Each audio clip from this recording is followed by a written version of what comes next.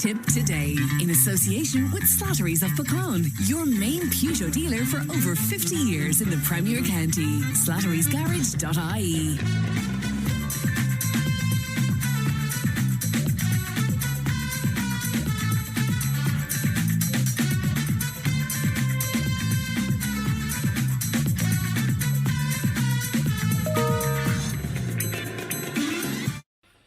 Good morning, welcome along to Tip Today, 1800 938 007, our free phone number if you want to make contact with us.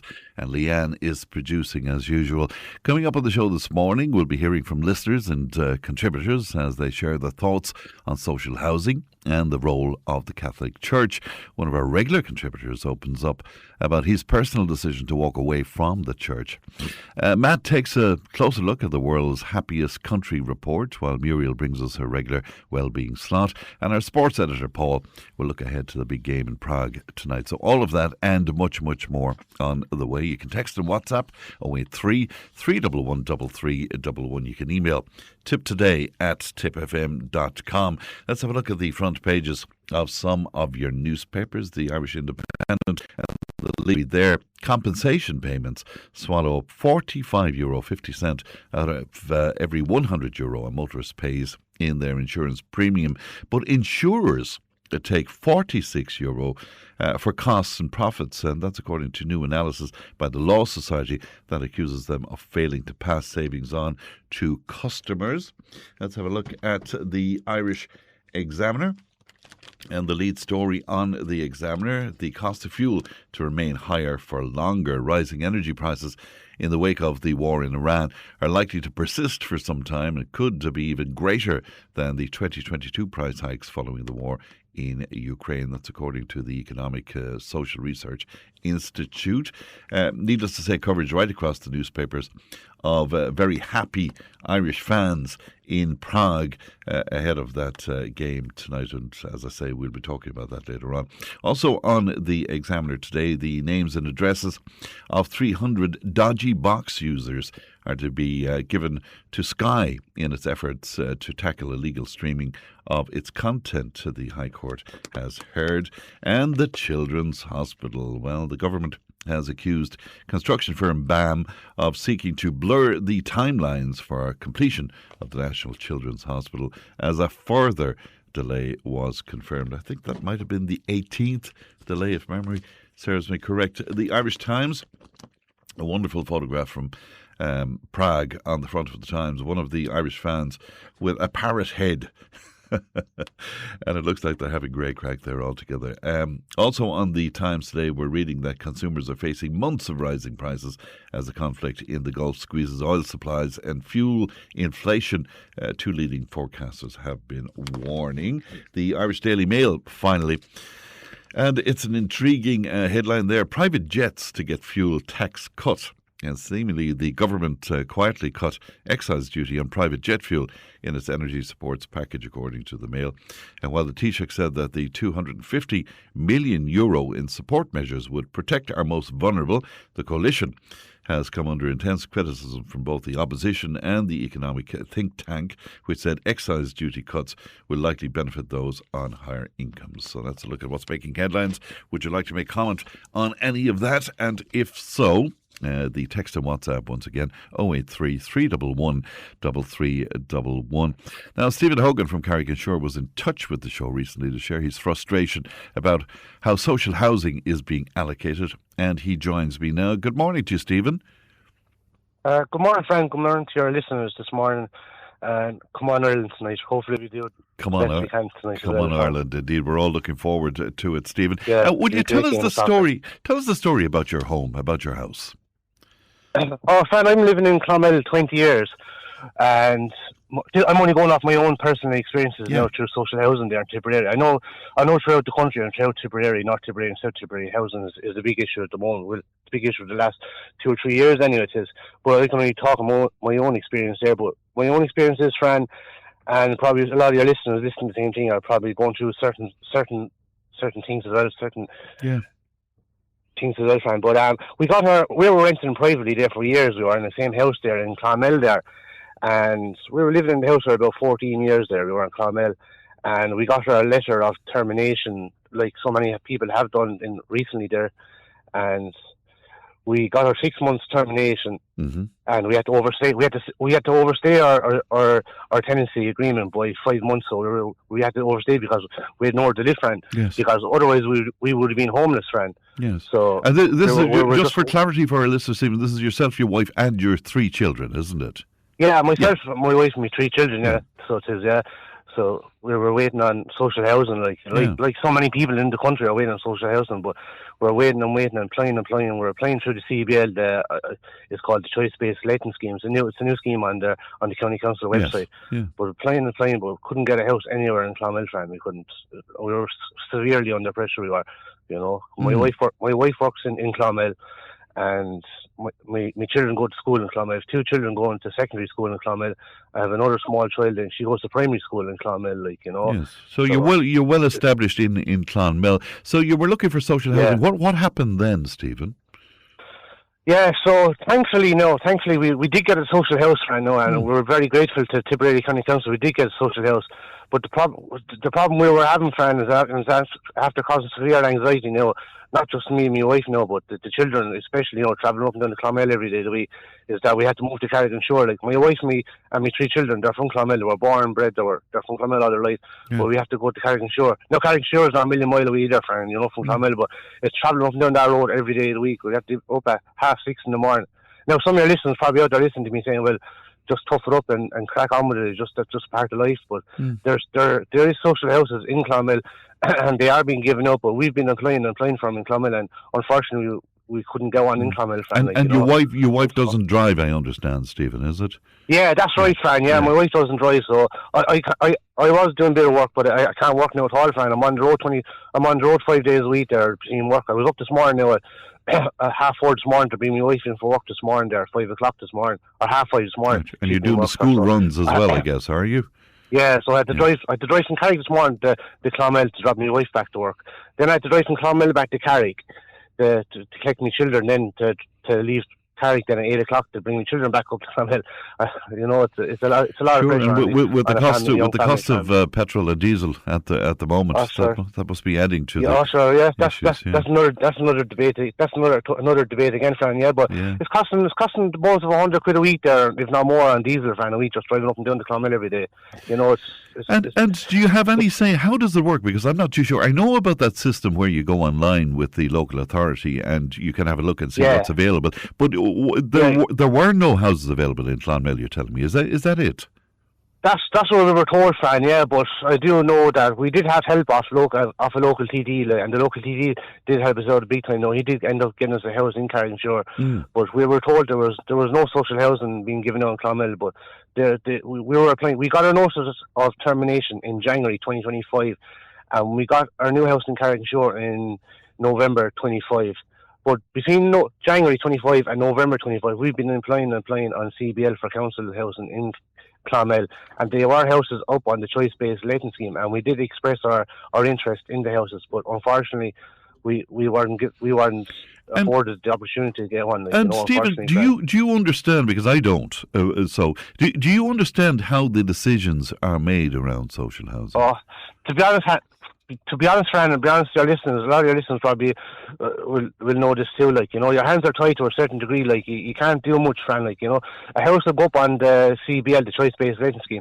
You make a bid. It's like a bid. I heard some of your councillors on the radio there sometimes talking there. You make a bid on choice-based letting. You express your interest in that house. Yes. And it's just like the lottery, Fran. You're just hoping that you might be given one of these houses, for your social needs, for your children and your wife and that.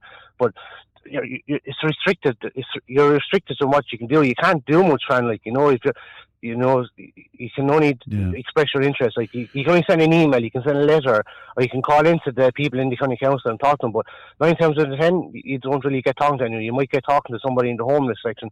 We were classed as a homeless family there for nearly 10 months there, 9-10 months there, Fran. So there's nobody in the council will actually deal with you, really, And my understanding is, in the old days, what I would remember with my own family years and years ago is that you got on a list, and when you got to the top of the list, you got a house. That's right. Or whatever. It's not like that anymore. That list still exists. Yeah. I don't know that that list still exists now, Fran. I don't know. I hear so many people talking about it on social media and talking about it on the radios and stuff.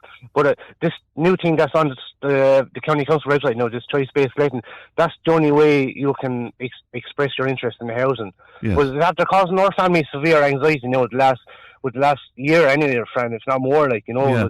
And especially now we have to travel up and down to Kerry. Of course. Can I ask you a couple of questions? And I want to say I'm asking you this with the greatest of respect. Could you not have rented another house in Clonmel under Hap or something like that? Could you? Was that a possibility for you? Yeah. Fran, I'll be honest with you, and our listeners will probably understand too, Fran, this morning, is that the cost of renting has gone through the roof, Fran, you know, and even the cost of trying to buy a house there, I think it's gone up 8% there this morning, the cost of buying a house. But regards renting, Fran, I know the council have a system there in place there, a housing assistance payment. But the average renter, I've seen in a house there online there this morning, I think I heard David Dunn there talking there as well there the other morning. There's €2,500, €1,500 for a house in there for renting a month, like, you know. Wow. My wife is the only person working in the household, so she's the only income coming into the house, like, because I have to be on the road. I'm on the road 5 days a week. I can't work, Fran, like, you know. And we're not entitled to social welfare, like, you know. We only met the criteria for the council housing because we're just below the threshold for the income for the council housing, Fran, like, you know. So with the only one income coming to house, Fran, €1,500, €2,000 a month for rent is extortionate. You know? And the other question I have to ask you, Stephen, is, I mean, there's some very fine schools in Carrick-on-Shore. Would you not be better to transfer your children to the schools in Carrick-on-Shore? No, I understand where you're coming from. I understand 100%, Fran, where you're coming from there, and your listeners are probably saying the same thing. Why don't you just move the children to Carrick? Yeah. The problem there is, Fran, the children are living in Clonmel all their life. They're going to school in Clonmel all their life. Their family are in Clonmel. Their friends in Clonmel. So I don't want to upset their lives. You know, I don't really want to upset their lives either, Fran. Like, you know, all their friends, family, they have it. They're suffering anxiety as it is, Fran. I don't want to make it any worse. You know, going bring them to Clonmel and schools in Carrick-on-Shore. They're lovely schools in Carrick-on-Shore. Sure. But all their friends, like I've young fella in secondary school now, he's starting transition year now in September, and all his friends and all that are in Clonmel, like, so I don't really want to shake the boat too much with them, Fran, either, like, you know. No, and I mean, I can understand that, but they don't have access to the friends after school hours, I presume, because you have to collect them after school anyway. No, we do on the weekends. No, I might have to go up to Clonmel. There are friends there. My young fella plays at Clonmel Oak there, Grey Hurling Club in Clonmel there. All his friends are in the hurling club in Clonmel Oak there, you know. Yeah, and sure. My daughter there, brilliant club. So you don't want to shake their boat too much either, Fran, because you don't want to upset their lives too much either, like, you know, because what their mother and father has to go through in their life. It's just the social housing system itself, Fran. Their policy, it needs to be looked at in depth, Fran. What can you do now, Stephen? Because you've obviously accepted the house in Carrick-on-Shore. Can you reapply in some way for a transfer? How does that work? You have to wait 2 years. You have to stay in the house 2 years before you're given an option to make a swap. So, say for argument's sake, somebody in Clonmel is not happy where they're living. Maybe they want to get a smaller house, or they want to get a bigger house, or they want to just move out of the town. They can swap through the negotiations through the local county council. Like, they can swap you if they can, but you have to be waiting 2 years. That's one of their policies in the social housing, like, you know. That's the way it is. But your hands are really, Fran, our hands are tied. Like, we can't do much, Fran. Like, you know, the day we got offered our house in Carrick-on-Shore, a lovely house is now in Carrick-on-Shore, it is. But the day we got offered we got the letter out to the house we did. The same day we got offered the house, two houses went up in Clonmel. They did on the choice-based letting scheme. Me and my wife went down to the county council. We looked at, could we talk to somebody in charge of the allocation of the house and see could they make a swap or do something or try and assist our needs if possible. And they told no. Basically, if we don't take this house down in Carrick-on-Shore, we're going to be in a homeless situation and we're going to be living on the streets in Clonmel, and we don't want that to happen. Right, and you didn't get face to face with any decision maker. Is that what you're telling me? Not anybody in an authority, like, you know, somebody in an authority that's in charge, Fran, like, you know. We got talking to people in the homeless area there, but they're the the junior people in there. We couldn't get talking to anybody in the senior authority role in the county council. I sent emails and I sent letters and stuff, but it's to be honest, Fran, you'd have a better chance trying to meet the Pope now than, you know, I know it's a hard thing to say, but you'd have a better chance meeting the Pope than trying to actually get to have a sit down and have a meeting with somebody that's in charge of allocation and housing. How could the system be improved, do you think, Stephen?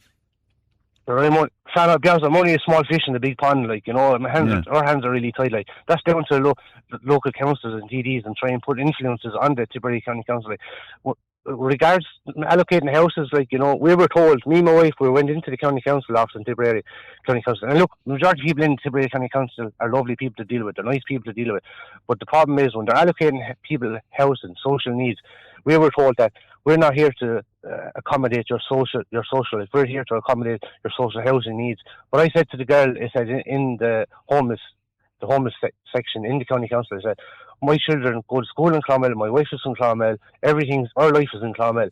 Now we have to move to Carrickshire. Now Carrickshire is a million miles away, Fran, but we have to drive up and down that road every morning. I'm up at 5 o'clock in the morning to drive to Clonmel, back up that road, back down the road. You know, it's a lot of pressure on a young family, like, you know, it is. You know, you're coming on with us today is just to highlight this, because as you say, you're in a position now that you can't do everything for 2 years. There's no one listening to me, Fran. Like, you know, you know, I'm going around circles the last year and a half, Fran. Like, you know, like my wife is going up and down to work there, and she's tough, but it's getting to her too, Fran. Like, you know. Like, I know there's people out there listening this morning and they're saying, well, that man on the radio talking this morning, will you just stop whining, just stop complaining and just get on with his life and do what he's told? And he has a house in Carrickshire, but the other families out there in Tipperary, South Tipperary, North Tipperary, are probably going through similar circumstances too, Fran. But it's the whole criteria around the allocation of social housing with Tipperary. Like, you know, they don't take into, from my own personal experience, Fran, they don't take into account your social life, like, you know, regards your children going to school and etc. Like, you know, it was really bad there for a while, Fran. Like, you know, and it is still bad, like, you know. All right. Well, look, we have a roof under our heads, Fran. Like, you know, we're happy with that. But it's causing severe anxiety. Like, you know, we've been applying for houses. There have been houses allocated to people in Clonmel there, you know, but we unfortunately couldn't get one in Clonmel. Like, you know. Well, one of our listeners, it's very distressing, Fran. One of our listeners saying, why doesn't Stephen get a job and move the kids into school in Carrickshire? Well, I'll just say to that listener that's listening this morning, Fran, that person that's listening this morning obviously missed half the debate this morning. That person wasn't listening to the radio.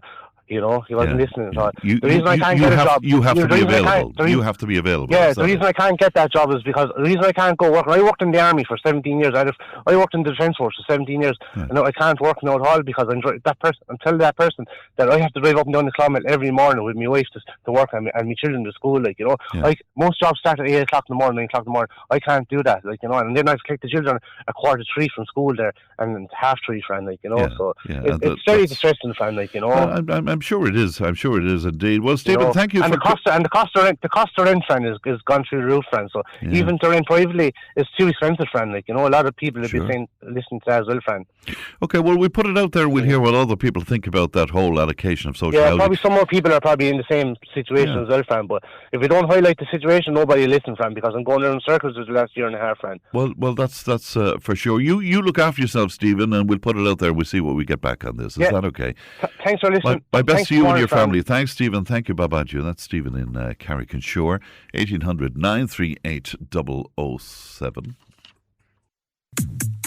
Tipp FM's Tip Today. With Slattery's Garage, Hook On. Main Peugeot dealers in the Premier County. And now stocking the full range of the luxury French car brand DS Automobiles. Book your test drive today with Slattery's Garage, Hook On. See slatterysgarage.ie.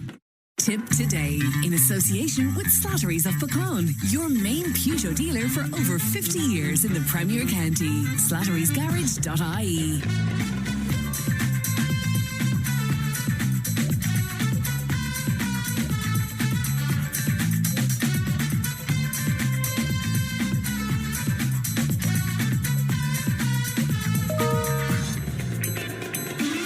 Now, earlier on this week, we spoke to Father Brendan Kilcoyne and Father Iggy O'Donovan about how Catholic and Christian traditions are being reimagined, whether that's a move towards greater inclusivity or part of a wider shift away from core Christian beliefs. Now, it sparked a huge reaction, with plenty agreeing with Father Kilcoyne and even more insisting that the Church needs to move with the times. And I'm delighted to be joined now by Mary Cassidy, who was in touch with us about this. Mary, good morning to you. Good morning, Fran. How are you? I'm well, Mary, and thank you for coming on with me today. Your message was most interesting indeed. You said to us that the Church as a group has run for the hills. In what way do you mean that, Mary? Well, obviously we are all aware of, the scandals and the abuse that has gone on in the Church, and they're absolutely horrendous. I mean, nobody could deny that, Fran. But in the face of that, the Church has kind of taken that shame and blame on board. I don't feel like they fully acknowledge it, even to this day. I think there's a lot of people out there that possibly haven't been, compensated either emotionally, apologetically, or whatever they require. But, Fran, if we're in a relationship with somebody and they do an awful thing against us, the first thing that, that leads to reconciliation is apology. Yes. And then from that becomes forgiveness. And, as Christians, we all have to learn to forgive one another, even the most dreadful deeds. Otherwise, we're going to stay stuck in anger and shame and blame. And I feel the Church and Christians, Catholics as a whole, are still stuck in that shame and blame. And, when somebody is forgiven, when they apologise, make amends and are forgiven, it is time to move on. And you can't drive your car by looking in the rear view mirror, which the Church is doing. And they're attempting to stay in the past.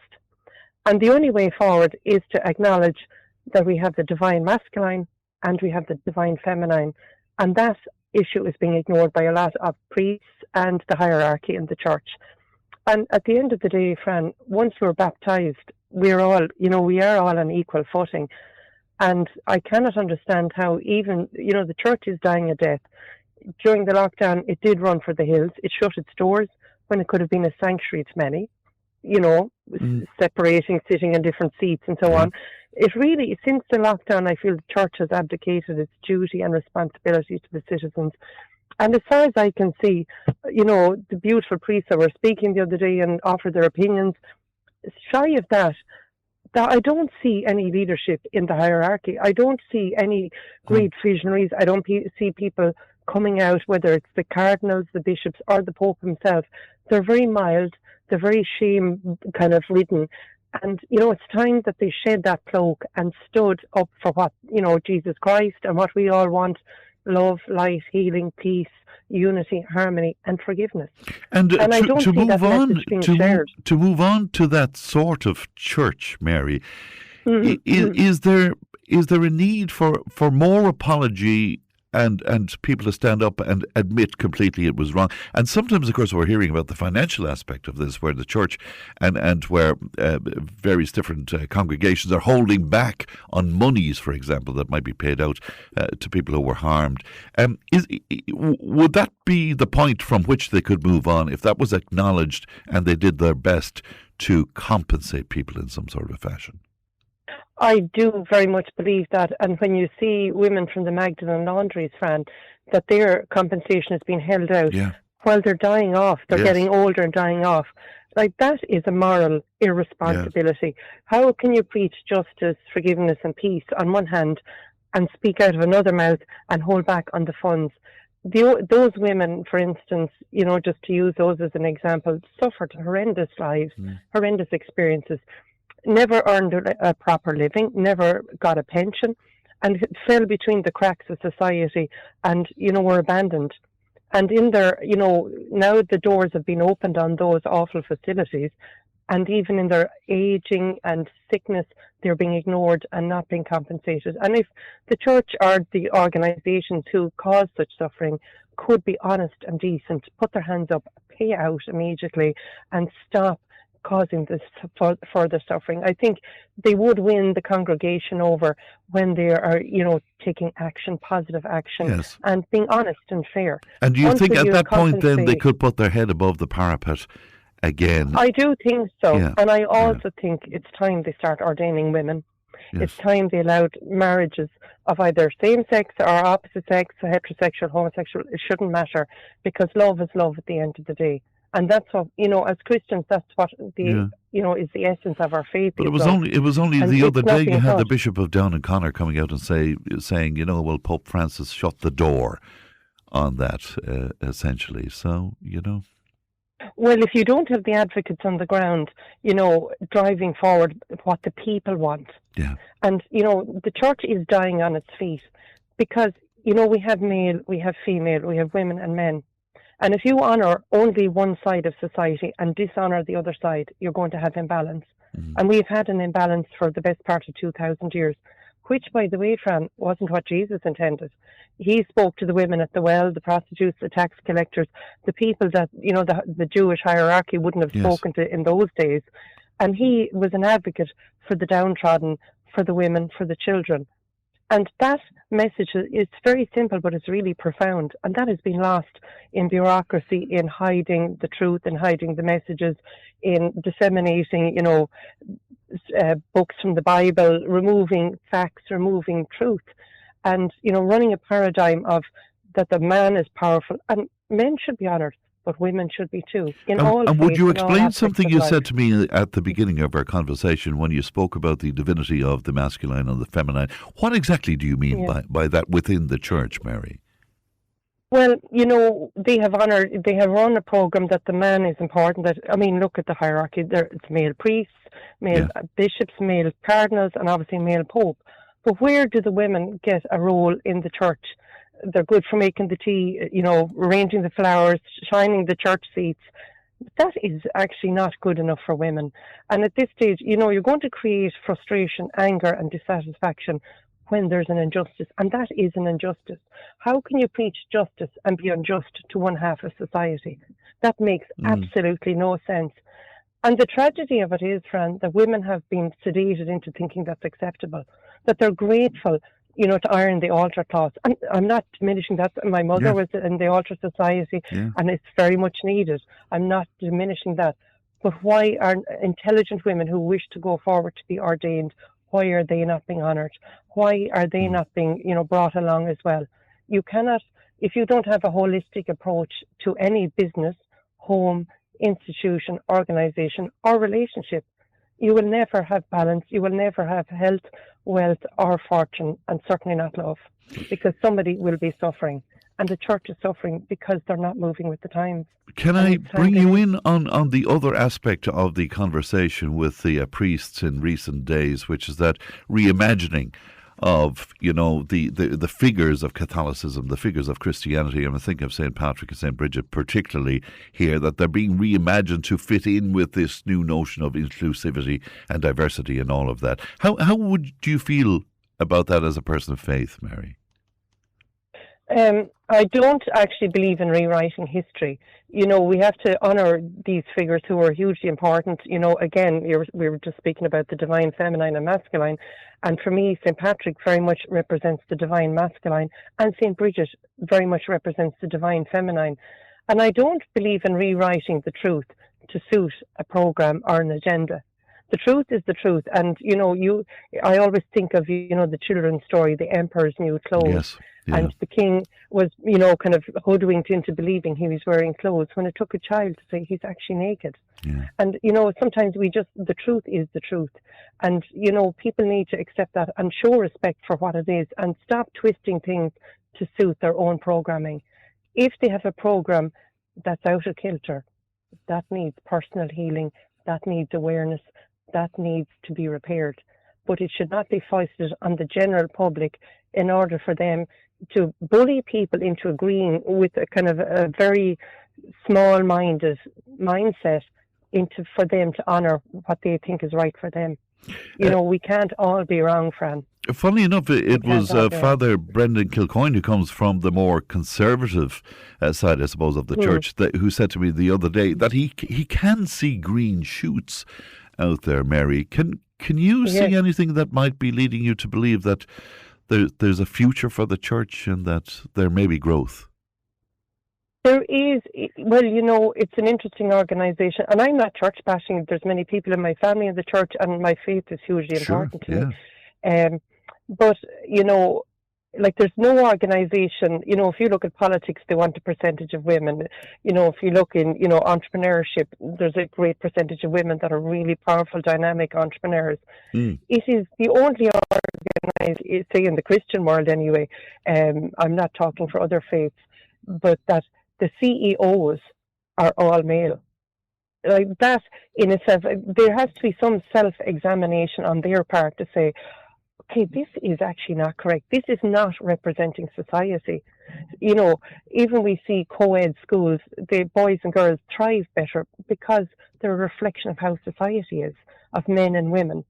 And, that is not reflected in the church. And until it's brought back into what Jesus truly meant, was women were equally honoured in his eyes.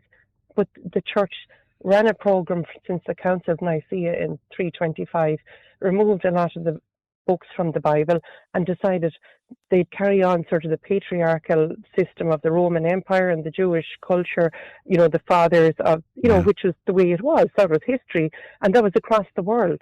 And, they've run with that program and it's never changed, but it's not working any longer. And, we're not blaming or shaming anyone or criticizing anyone from the past. The past is the past.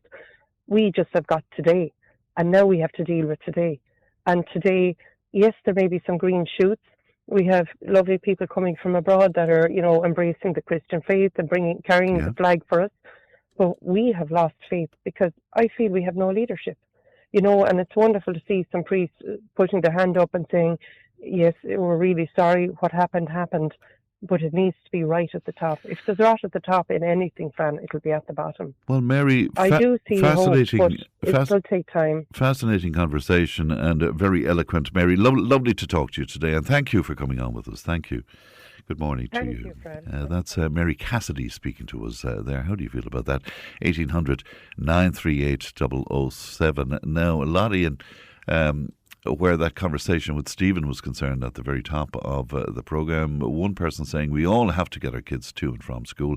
It's no reason not to work. Everybody's in the same boat, but the rest of us seem able to do it. Now, in fairness to Stephen, and I've spoken to Stephen in the past, he was a member of our Defence Forces for a long, long time. His family, they were embedded in Clonmel. He was forced, because of accommodation, to live in Carrick. He said Carrick is lovely, but, the kids have friends in Clonmel. His wife works in Clonmel. She doesn't drive. So he's just in a position that he wanted to start a conversation on the allocation of social housing and how that's adjudicated. And I think, in fairness to him, I thought he did pretty well with that this morning. But again, a lot of people on disagreeing with him, saying you have a roof over your head. Somebody else saying we all want things that we just simply can't have. It says so. 083 311 3311 if you want to join our conversations. Now, Joe was in touch with us about the church as well, and he joins me now. Good morning to you, Joe. Good morning, Fran, and likewise to your audience. And I just happened to hone in on your conversation yesterday. Perhaps I got the wrong slant of it, but I thought part of the conversation was about displaying our emblems and Catholic paraphernalia around our houses, churches, schools, etc. Yeah. And if I got the right, well, we'll say, talking about the Catholicism and the Catholic Church and what went on there that turned an awful lot of people off the church. Yes. Well, from where I'm looking in, that's a discussion that we'll say a debate for another day. But at the outset, like, the Catholic Church are not the only church that had major problems. The Church of England had equally as many problems, and an awful lot of the churches around the country, the religions, had similar problems.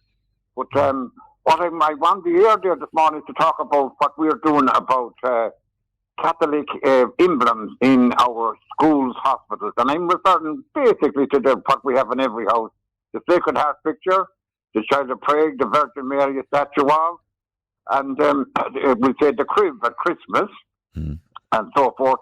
And I was talking to a lady there that looked after me in the hospital one day. I was in for a day procedure, and she told me now from here on, they cannot display any of those emblems in the hospital.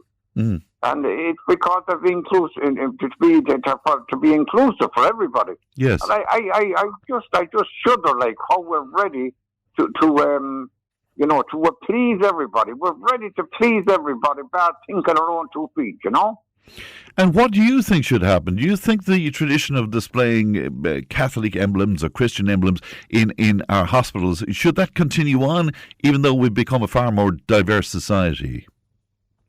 Oh, absolutely. Yeah. We're still a diverse society, but we don't have to capitulate to all the whims and so forth of all those minorities coming into our country. You reverse the psychology and go to another country. Are you telling me that we'll say any of the other countries will do what we're doing? We're just. The only reason I can think that we do this, and I just brought the discussion a small little bit out from the emblems in the churches and the schools. Yeah. We were a colonized nation, and I think because we were colonized all our lives, we're putting our hand out to get the slap from the teacher before the teacher even fucking contemplates. Sorry for using an expletive there, my apologies. Contemplates giving us a slap, That's interesting, because sometimes it's not the people of other religions and other ethnicities that say anything. It's people speaking on their behalf. In other words, they're getting offended on behalf of other people. Yes, absolutely. And I would not apologise. As God rest Dan Breen says, anyone comes into my backyard, he says, I'll shoot him and I won't apologise to God nor man. Well, I would concur with what I'm discussing with you now over the airways, because it's despicable that we're ready to jump and do everything we're told, and to broaden out the discussion, like we're the very same with the EEC, with Europe. We're the very same. We're ready to please at a whim. And I was just looking at there now with bringing down the petrol, and I'm diversifying now from what I was speaking about. But I just want to make the analogy. Yeah. With the diesel reduction, we can only reduce our diesel now by a maximum, I think, was at 24 or 28 cents. Why? Because EEC and the 15% VAT. Yes. We voted for the VAT. We shouldn't have. Oh, every country is doing it, so fine. Let every country do it. And we'll get no thanks whatsoever. And if you look at Europe at the moment, there are 2 countries there in Europe. Bulgaria is one, and the other one is Hungary. And they're doing everything. They're doing solar ones as they wish. You look at Hungary there, there's a fella there, the leader there, I don't know, president or premier, whatever. Victor Orban, yes. Yeah. Victor Orban, yeah. And now he won't sign off for the Europeans. They want to divide the money there to give it to Ukraine with the fight against Russia. Yes. He has the whole thing held up. Yeah, he has veto on that. He's using his veto. Yeah. Yes. Yeah. And you know something? He's tanked as much. They're not doing one thing about him. Well, I'm not sure about that. He's a bit of an outlier, I think, in Europe where that's concerned. But you think we should be more vocal, do you, on behalf of the nation? Well, we should be, and not so. Like, I mean, they want to take out. They want to get rid of all the emblems in the hospitals. Now, I'll talk about for a second. Yeah. Still, when you go into a hospital, you go into St. Camillus ward, St. Bridget's ward. They're all safe. There's nothing wrong with that. Like, we had that all our lives. Right. And do you think we should hold on to it, Joe? I think so, of course. We shouldn't give away anything. Like, I mean, there's nobody, but we're doing it ourselves without any pressure being put on us. Like, trying to be the good boys again in the class, All right, Joe, good to talk to you today, and thanks very much indeed for your contribution to the programme. 1800 938 007, that's our free phone number if you want to speak to Leanne about coming on and chatting to us. That's the best number to use. We'll take a break, back in just a moment. Tipp FM's Tip Today. With Slattery's Garage, Puck On. Main Peugeot dealers in the Premier County. And now stocking the full range of the luxury French car brand DS Automobiles. Book your test drive today with Slattery's Garage, Puck On. See slatterysgarage.ie. Tip Today, in association with Slattery's of Pecan, your main Peugeot dealer for over 50 years in the Premier County. slatterysgarage.ie.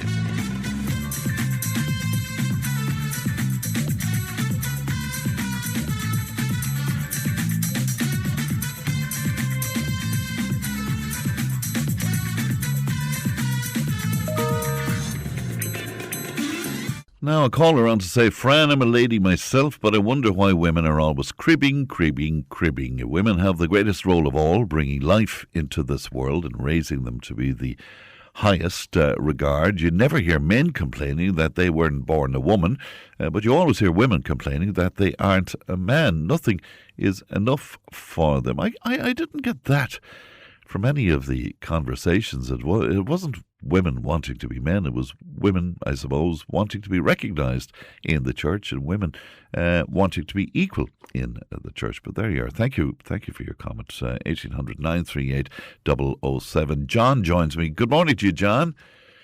Hi, Fran. How are you? I'm well, John. Good to talk to you today. You think the decline of the Catholic congregation is the fault of the people, John? Will you tell me about that? It is, because we had a great priest here in a place called Ballyvihan here on the south side of Cork, Father Murphy, and God bless the man now, he's gone to his eternal reward. But on his last sermon, leaving, because a lot of the population are gone older, and unfortunately pass away, and they're not being made up, the numbers are not being made up of younger people who would be their children and grandchildren. And his last sermon, Frank, was like him, it was very poignant because he was a great priest. He said, if you want to keep the doors of this church open, he said, you have to go to Mass. Simple as that. Mm-hmm. The message was pure, simple. Keep the doors open, go to Mass. And unfortunately, it's dwindling away. There's 3 churches and from my house now I can go, I have a choice of 3. But within 5 years, one of them is definitely going to be gone, because the priests are getting older, there's no ordinations and whatever. And the points made, some great points by the previous 2 callers there. The lady was on about women priests and married priests. I mean, I've been on with you before about that. I've been in any station I could get on over the years, preaching that gospel, that the priest, the celibacy, obviously optional. Some priests might actually want to be the celibate life. I mean, if that's their calling, if they can cope with that. But enforced celibacy, I think, is horrendous. I also believe in women priests. I mean, what is wrong with having a woman up in the altar? I mean, it's a woman's life itself. They bring life into the world every day. So has she no greater right in that altar? I would possibly say than even a man.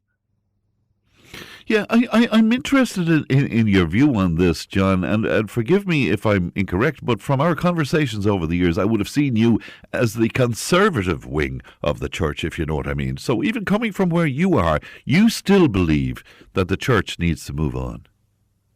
Well, I do indeed. I mean, because if you don't, they're in serious trouble, because there is a rise in other religions now with the amount of people coming in here who are having a lot more children than the Irish population, because the Irish population, I mean, you can see a lot of kids, parents are friendly with kids, and there's only 1 child there, maybe 2 tops.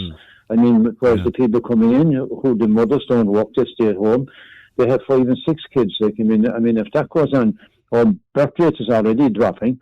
You have to factor in, of course, there's 10,000 abortions a year now, which is quite legal. You have to factor that in to the decline of the birth as well. We are under attack from politicians like the Field for Profit, Labour Party, Social Democrats, all, of course, who are completely liberal completely and hate the church and hate anything to do with Christianity. Well, I don't know that you can say that now, John. I'm sure a lot of people in those organisations might have faith and might be church attenders and, Well, the thing is, their leaders are constantly attacking, the whole Christian doctrine and message and whatever. So if people are in that party, why don't they pipe up and say, well, look, on this we disagree with our leader or whatever, but that doesn't seem to be happening. Like Micheál Martin and Simon Harris. I mean, Micheál Martin, every Good Friday, goes into the church and goes on his knees in the church in Cork for the Stations of the Cross. But just like Colin Burke, if you remember the story in Whitechurch in County Cork, the priest refused to give Colin Burke the TD communion because he knew he was pro-abortion. The priest was 100% right, and Micheál Martin should be ordered out of the church on Good Friday before the service starts. I'm not a biblical scholar, John, but what occurs to me straight away is judge not for fear you might be judged. I'm paraphrasing there, but is it dangerous to judge people, do you think? Well, no, I think if you're in a position where you stand up, and the the seat of power in this country, the Dáil, and you say it is okay, like, to take the life of a 12-week-old child, that's a 3-month-old child, like, with no restrictions whatsoever, like, I mean, and then you're going to mass. Like, there's nothing worse. There's nothing worse than a hypocrite. It's a hypocrite on their knees. They're talking out of both sides of their mouth. They're trying to appease everyone, and then they appear in the community places like this where they're shaking hands at people outside churches and whatever. And to me, you're a total hypocrite. Like. What about the other aspect of our conversation, John, which is the reimagining of figures of the church, of maybe Christianity in general, people like St. Patrick, St. Bridget, and the like. We seem to be reimagining their existence in some sort of way that fits in maybe with a new narrative. Does that concern you? Really, like, I'm all for what we have, you hold on to, because you can see all the other religions, like, I mean, in the world, the Jewish religion, the Muslim religion, like, I mean, like, they're not changing anything, like, I mean, but everything has to change, like, according to some people, like, I mean, within the Christian message. Well, it's not. The message is the same, and has always been the same, like, I mean, I was threatened with arrest there before Christmas outside the COH because I was standing there with a crucifix, saying that abortion was wrong, and under the exclusion zones, now the girls came along and told me if I didn't leave, and I had a copy of the Constitution with me, and I said, as a practicing Catholic, I'm entitled to be here, and I was told, no, under the exclusion zones, no, fine, I cannot practice, and under Article 44, Paragraph 3, I am not to be impeded in any way as regards practicing my religion. But no, that Constitution, on the day I held it up in front of the guard, I said, you're telling me this means nothing. But he said, yes, as regards this. He said, and if you don't go away now, you'll be arrested. Well, in fairness to the guard, I mean, all he's doing is applying the law as he understands it and as he's directed to do. This is it. No, at the moment, we're trying to myself and a few more, we're trying to get constitutional lawyer or dollar setter, maybe if they do pro bono for us, to challenge this in court. Because again, I mean, it's about the Christian message, and we're being stamped out. Like the lady that was on earlier on there, she mentioned about the COVID and about the churches, right? Yes. But the churches should never, the bishops have lost their way completely. If the message is the same 2,000 years later, that it's the people that matters. The people, the welfare of the people. They let the people down that. Micheál Martin didn't close the churches. The overnight didn't close the churches. The churches closed themselves because the bishops had the battle to face down the government and say, no, the message is there. Is that fair, John? Were they not just trying, under the information they had at the time, were they not doing what they thought was good for people and healthy for people, Well, I mean, let's be honest. I mean, there was restrictions, like, I mean, in buses and trains and whatever, the whole lot. And different things. But the thing is that I just think that, like, obviously you wouldn't pack the church anywhere because with the numbers dwindling. But I mean, where you would have the audience, like, I mean, spaced out. Because I think an awful lot of people lost out. There was Una Melanie put in a question there to the Freedom of Information Act to know how many people actually died from COVID in 2020. And it came back that there were 62 people that it was confirmed that actually died. It was around the death cert. So she said, "Fine, we shut down the whole country, like, I mean, destroy the economies, destroy the social fabric," which I think a lot we haven't recovered from yet. It has definitely affected older people. It has affected people. Well, as you know, John, it's a whole other conversation, and it's one we may have in the near future on the program. I hope you'll join us for that. But in the meantime, I have to say goodbye to you because I'm heading to news. But good to talk to you as always. Thanks, John. Thank you for coming on with us. 1800 938 007. News and information is on the way. Tipp FM's Tip Today. With Slattery's Garage, Puck On. Main Peugeot dealers in the Premier County. And now stocking the full range of the luxury French car brand DS Automobiles. Book your test drive today with Slattery's Garage, Puck On. See slatterysgarage.ie. Tip Today, in association with Slattery's of Pecan, your main Peugeot dealer for over 50 years in the Premier County. slatterysgarage.ie.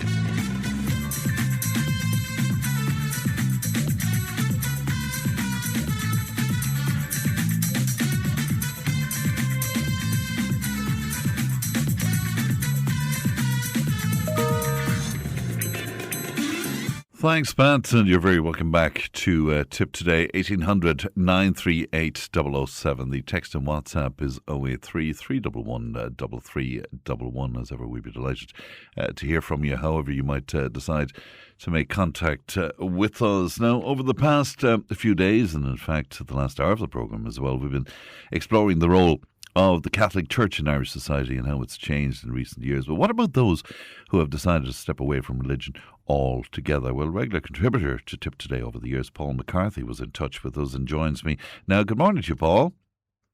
Good morning, Frank. And very good to talk to you today, Paul. Were you brought up as a Catholic? Born into it, Fran, like so many others. My parents, my mother was family from Kerry, and my father's family from Cork. They met and married in London, and they reared their 4 children inside the Catholic Church. So I was baptized, confirmed, I served on the altar, I sang in the choir, and attended all the religious services. My mother was the driving force, and I think in all of this, Fran, context is everything. So what made my mother so devout a Catholic? Well, like me, she was born into it. Her brother was a priest who had a parish in South London, sadly killed during an air raid in the war. But my mother was steeped in Catholicism, in traditional Catholicism. So if I say my mother was born in 1915, it'll give you some idea of the context of the time. Yes. So that's the background. The rules, not so much the rules, but the kind of unwritten guidance that we followed as Catholics growing up in England was you don't go inside a Protestant church. In fact, you weren't allowed to go inside a Protestant church at the time. Yes. So compared to now, Fran, the guidelines, if you call them that, were far more stringent. You couldn't marry a non-Catholic. The Catholic Church had you very, very firmly in its domain and in its grip. And life goes on, and I went to a Catholic primary school.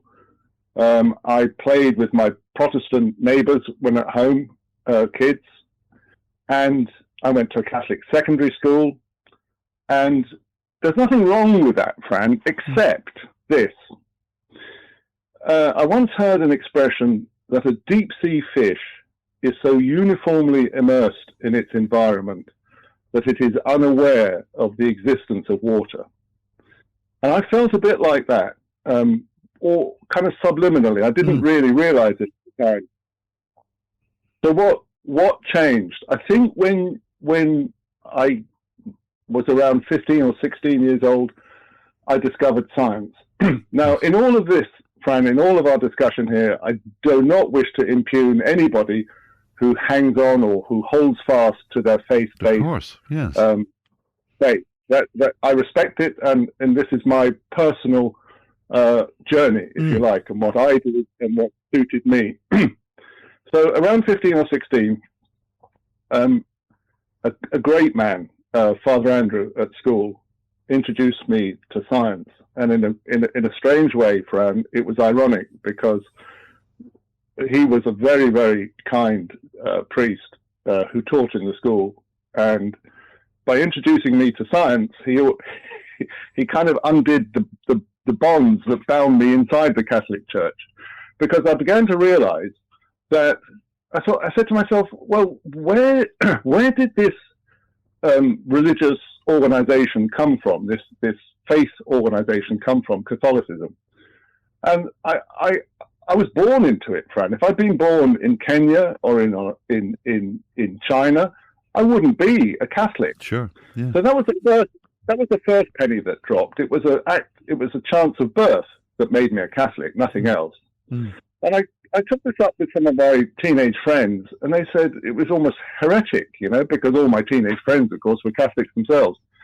It was almost heresy. And I thought, there's got to be more to it than this. And so you peel back like an onion, you peel back layers upon layers, and you go right back to Galileo. Well, Galileo was subject to an inquisition. Yes, indeed. Because he thought that the sun was the center of the universe and not the earth. And a lot of people know that he got into huge trouble over that. But he was right. And that Galilean example is mine. I decided that if it weren't for science, we would still be in the Middle Ages or Dark Ages, and that a lot of the foundations of the church, not just the Catholic Church, but of religions across the world, are based on observations that nobody could understand. So if you didn't understand lightning, if you didn't understand plagues, if you didn't understand how the world was the way it was, the sun, the moon, the stars, you would create a deity. You would create an external force that produced that. And I thought, well, there is no, I eventually came to the conclusion, Fran, that there was no sound basis for any of the religions of the world in terms of deification, in terms of godliness, if you follow me. But there were instead lots of faith groups who were more like social clubs. And when I could not discuss this with my mother, Fran. She would hit the roof. It was just not to be. Yeah. It was just not to be entered into. But it didn't stop me, of course. And what happened was that I would realize that I was being asked to live a life that I didn't believe in. And I had to leave, Fran. I had to get out. And I remember distinctly, I was in a church going to Mass in South London, and I got up in the middle of it and left and never went back. And was it something that was said at the Mass that triggered you to leave at that point? No. I mentioned onions and layers, Fran. Yes, it's not one thing. It's many, many little things. Yeah, of course. I had read that an archbishop in South America who was basically trying to help the impoverished, disadvantaged, poor people in, I forget which country it was, but it was a South American country. And he was becoming politically active, trying to get the government to change the way that poor people in his country were treated. And the Pope put an order of penitential silence on him. Penitential silence. Wow. And the man's name was Archbishop Canaldeligo. And I read this, and I wrote to the Pope, because I am who I am. So I wrote to the Pope and asked him for an explanation. And months later, I got a letter back from the papal nuncio in Westminster in London, thanking me for my letter. That was it. And so you find that I felt like I was tunneling out of a prison, Fran, and it was time to break out and come out, and I did. And did you tell your mother at the time, Paul? Well, it's difficult, Fran. I not so much told her as showed her, because my mother was an invalid by now, and I would drive her to Mass. So I drove her to Mass, and I said, "Mother, I'll come back for you later. I'm not coming in." And I knew that was a momentous announcement for her, as it was for me. And when young homosexual men or women come out, it's like that. It's emotionally heavy, Fran. But my mother, to be fair to her, got over it. And I think since then, I have. You can't ignore society around you, because in all Christian groups, and Western Europe is mainly Christian. You get on with your neighbours, and your neighbours are involved, many of them in faith groups. And I don't challenge them, but I don't engage in their faith groups. I won't. And I feel vindicated somewhat, Fran, when I think about the the problems, the stupid, I retract stupid, the very odd statements that the church have come out with. Do you remember mental reservation? This is in canon law. Mental reservation basically says a priest can lie to you and it's not a sin. That's canon law, and it comes under the heading mental reservation. So I don't want to belong to that club. And lie to you, explain that to me. I have never come across that. Lie to you in what way? In terms of aspects of the faith? Say I was very cross at something that the parish priest did. I went to his house, to the presbytery, and I rang the bell, and the curate came. And the curate knew that I was angry and wanted to see the PP as a matter of priority. And the curate, knowing this, says to me, and I'm not allowed in the house, I'm on the threshold, the curate says to me, I'm afraid Father, what's his name, isn't in. And that's what he says to me. I'm afraid Father Colin Jones, Father Jones, isn't in. And then silently to himself, he says, to you. So what he's told you is Father Jones isn't in, but that's not true. So he says to himself, silently, to you. And that's mental reservation. Right, or semantics, so, or however you want to view. Well, it's canon law. It's canon law. Yeah. If I said to if he'd said to me, "I'm afraid the parish priest isn't in," that was a lie. But if he says to me, "I'm afraid the parish priest isn't in," and then silently to himself says to you, it's not a lie. That's canon law. That's mental reservation. If you add to that, Fran, the attitude of the church to women.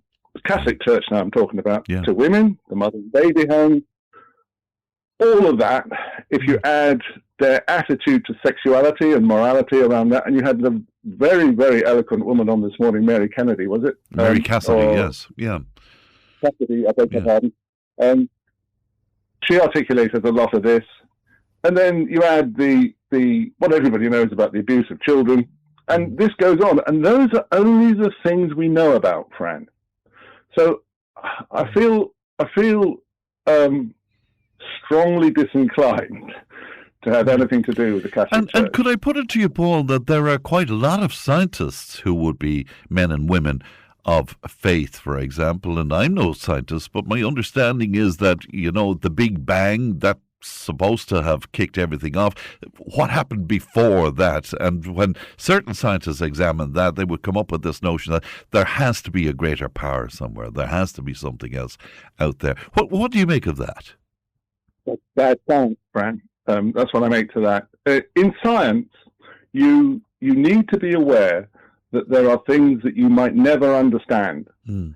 But you don't need to invent a third party as the creator or organizer of that. And I'll give you an example. Water divining. Water divining works. And I've first-hand experience of this. This isn't anecdotal. I've done it myself. Water divining works. And if you didn't... What's the explanation for it? Well, the explanation for it is not known to science. But you don't have to create a god or a deity or some phantasm to explain this. All you have to do is say to yourself, I don't understand that yet, and I'll keep an open mind. If you showed, Fran, a transistor radio to somebody, some king in the 1400s, they'd have you executed. They'd be looking for the little people inside it because they didn't understand. But with the advance of science and the advance of technology, we know what transistor radios do. So you wouldn't have that problem now, but you would definitely, a bit like Galileo, you would definitely have it back then. So keeping an open mind about things we don't understand, there's a huge move in we could go down a big rabbit hole here, Brian, but there's a huge move in quantum physics. And in quantum physics, an electron can exist in two places at the same time. It could exist in Australia and it could exist in Ireland at the same time. It's a bit like you popping up in Sydney and popping up in Thurles or Nina. Yeah. And, there's two Sam Perry. There's two of them. And you think, well, that's impossible. But it's not in the science of the very small. on the quantum scale. Quantum scale science has things, Fran, that we don't understand. Quantum science is crazy, but I don't need to invent a God to explain it. What I need to do is keep an open mind. And keeping an open mind, I mean, there's been some great thinkers and philosophers within the Christian tradition, within the Catholic tradition. I'm thinking of people like Aquinas, for example. And, I mean, it's given us some great art, some wonderful music, all of those things as well. I presume you don't discount a lot of that. Oh, no. But, Fran, I don't believe they needed Catholicism to do that. There were cave paintings in caves in the mountains of France. But we don't need to invent a God to explain that. There is music and the light that music brings all over the world. People, I'm sure Neanderthal men and women all sang to their kids. And can I ask you then, in terms of where we go after we die, have you thought that through, along with you deciding to step away from the church, if you know what I mean, Paul? I did, John. I mean, this is from a man. When I was a little lad, there was heaven, hell, purgatory, limbo, movies, and all the rest of it. None of it relevant to me now. Yes, Fran, to answer your question, when the dance of science opened my eyes, I realized that because there are so many things. Look, how do I explain this? If you take a solid object and you chop it up and you chop it up and you chop it up and you make it very, very, very small, you get to the smallest unit, the atom. And if you chop that up, you get subatomic particles. And that's what we are, Fran. We are basically organizations of energy. And I don't want to get too sciencey about this, but we are basically not even solid. And what do I mean by that? Well, the sun as it exists now emits millions and millions of these tiny, tiny, tiny subatomic particles called neutrinos. And a neutrino can leave the sun. It will go right through me, Fran. It'll go through the floor I'm sitting on, through the other side of the world and out, and it doesn't know it's passed through anything. Because when you're that small and you hit something, how do I explain this? It's a bit like if you were driving along and your car veered off the road into a forest and the trees were really, really widely planted apart, you'd go through it and you wouldn't even notice. But if the trees were very close, you'd hit one and stop. Well, in the case of the neutrino, the trees are widely spaced. So my atoms are so widely spaced in my body that the neutrino can go right through them, out the other side, and continue on its way and doesn't know it's been through anything, Fran. And that's just one example. Sorry, and you'll have to forgive me now. Just fix that for me. What does that? How does that sort of tell me what you believe will happen to us after we die? When we die, in the same sense that all living matter requires energy to support itself and to grow. When it dies, the reverse process happens.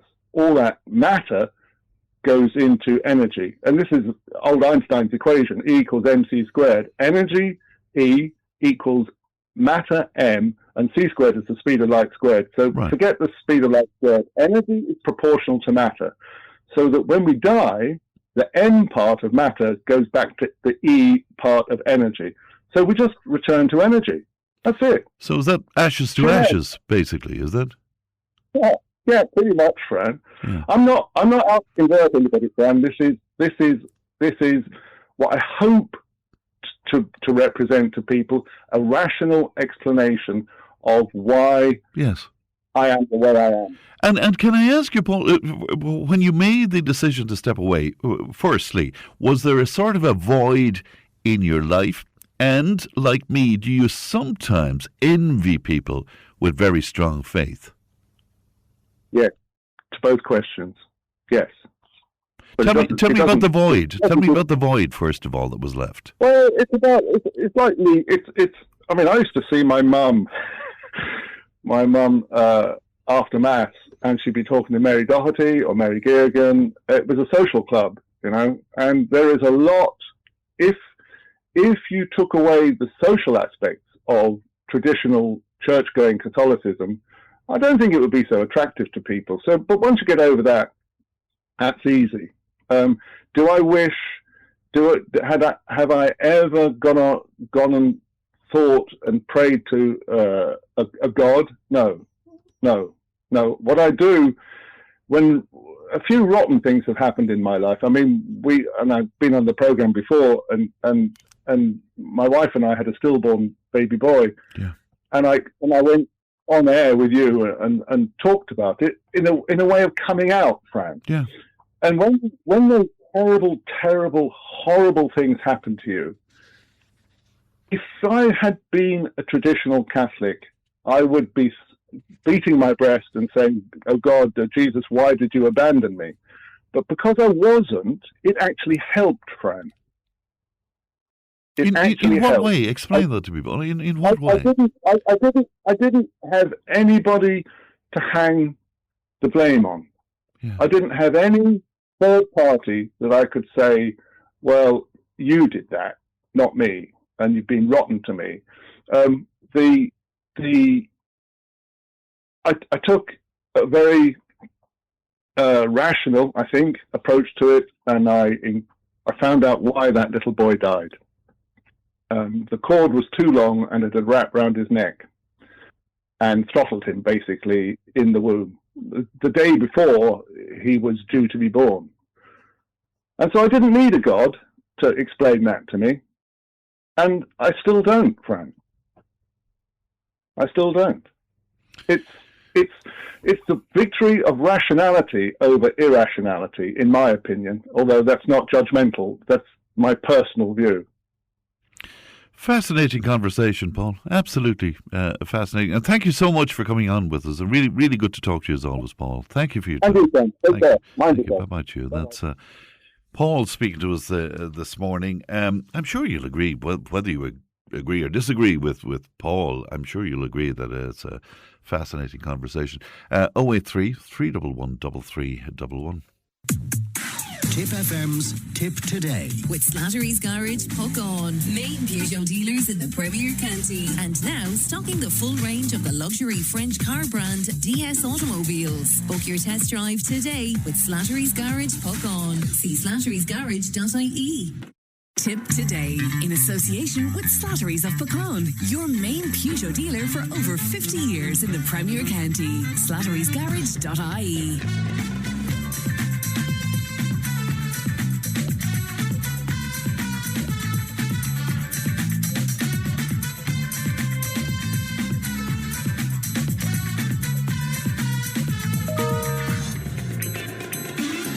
Now we've been discussing the World Happiness Report 2026 published on the 18th of March, and once again Finland was ranked as the happiest country in the world for the 9th consecutive year, followed by Denmark, Iceland and Sweden, with Costa Rica in as one of the main surprises by entering the top 5. Ireland is ranked at 13th. Now, we asked Matt O'Reilly, who's a cryptographic systems design specialist, to delve a little deeper into the report for us, and he joins me now. Good morning to you, Matt. Good morning, Fran. How's she cutting? She's cutting very well indeed. Lovely to talk to you again, Matt. How is this report compiled, Matt? And does it stand up to your scrutiny? It does, actually, yeah. The report is about as simple a report as you could hope to get. It is based on a single question that is asked to respondents, which is then analysed, and they see how that correlates to particular things that happen within the country that's being reported on. And so the question is something called the Cantrell ladder. And basically, it is a single question where they ask the respondents to imagine a ladder with steps numbered from 0 at the bottom to 10 at the top. And the 10 at the top represents the best possible life you could have. And the 0 at the bottom represents the worst possible life that you could have. And so it's a self-ranking system saying, based on your life, as you perceive it right now, what step of that ladder do you see yourself on? And they ask somewhere between 1,000 and 3,000 respondents in each country that they can get to provide this, self-assessment. And then they try to analyze that information to figure out how that correlates with what's actually going on within the world, within the country, and that sort of thing. Right. So it stands up as because sometimes we might be forgiven for thinking it's some sort of a frivolous sort of a thing. But you're saying it stands up from a scientific point of view. Yeah, it actually has some real statistical analysis. The data scientists who develop this and who do the compilation and the analysis, they do rigorous scientific study to make this into something that has some actual meaning. One of the things that they go to pains to talk about is that even though the report is called the Happiness Report, the question itself and the analysis that's done doesn't actually use the word happiness or well-being or anything like that in the analysis or in the question itself, because that could, the difference between languages can be... What's your definition of happiness, I suppose, would be the issue there. Yeah. Exactly. Yeah. And so this basically, it is as universal as you could ask for an assessment of one's own life in the present moment. And if you were to look at this and say, what is the best possible life I could have? What's the worst possible life I could have? Where do I sit in that? And part of the data gathering is done by Gallup, which do all the Gallup polls and things like that in the United States. And so there is some real scientific rigor that goes into this. And it actually does, especially once they start doing the analysis, it actually does present some useful data. There are 6 major categories that they have found have the highest correlation. Now, these are not causation or necessarily causation. So, having one of these higher than another is not necessarily going to make a populace happier or less happy. But these are things that seem to correlate with a rise or a fall in the overall, populace self-assessment. Having someone to count on is a really big one. The GDP of the country per capita on a logarithmic scale, so it sort of flattens out the curve. A healthy life expectancy, freedom to make life choices, generosity, and freedom from corruption. And what they have found over the past, 15 or 20 years that they've been doing this collection is that those are the data points that seem to have the highest correlation between a high level of self-assessment about how good my life could be versus how it is across the entire world. And could you work out why countries like Nordic countries like Finland and Iceland and Denmark and the like, why they do so well? I mean, Finland, the world's happiest country for the 9th year in a row. Yeah, and unfortunately, the science doesn't support a conclusion about why certain countries are, necessarily happier. Because if they did, we could just simply make a choice and say, okay, well, the schools are better in Finland or the education system is better in Finland, so let's just copy that, and that will automatically fix all of our problems. Because it's a compilation, one of the things that they point out is that some of these are dependent upon one another. So, for instance, a high life expectancy can come from, freedom to make life choices and vice versa. And so these are sort of interrelated, and moving the slider on one of them is going to perhaps affect other ones in a way that is not necessarily predictable. And so it's difficult to say that there is one thing or even a number of things that are definitively causative for one country to have a better life expectancy or a better, overall happiness rating than another. It is very interesting, I think, that the Scandinavian countries, the Nordic countries, do tend to have a higher thing. I could speculate all day about why that is. I've got a lot of friends from that area, and they do seem very, very happy overall.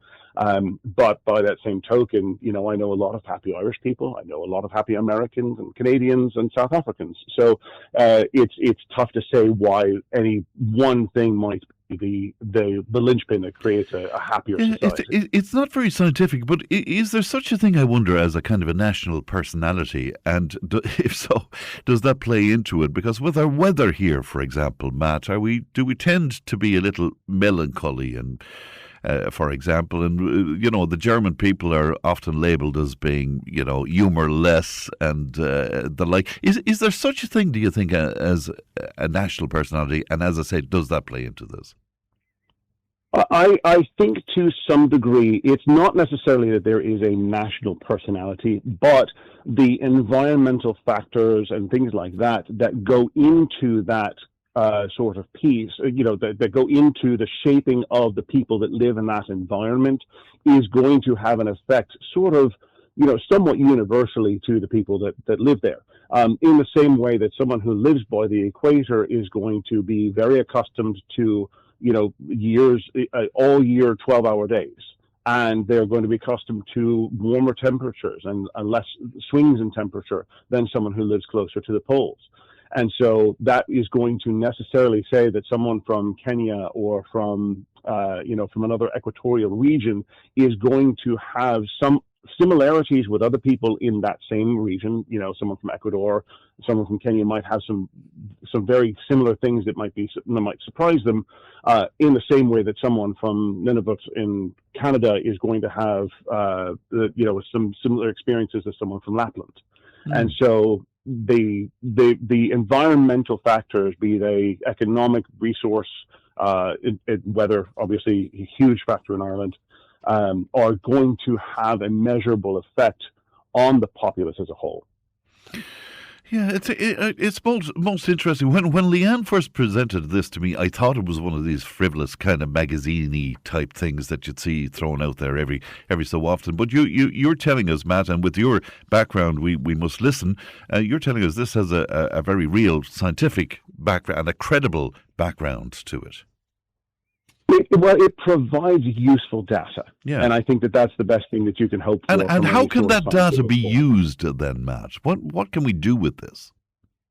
Well, the best thing is to start doing analysis on it. And, the longer the data trail becomes, the more, one of the things to note about this is that this is a 3-year rolling average.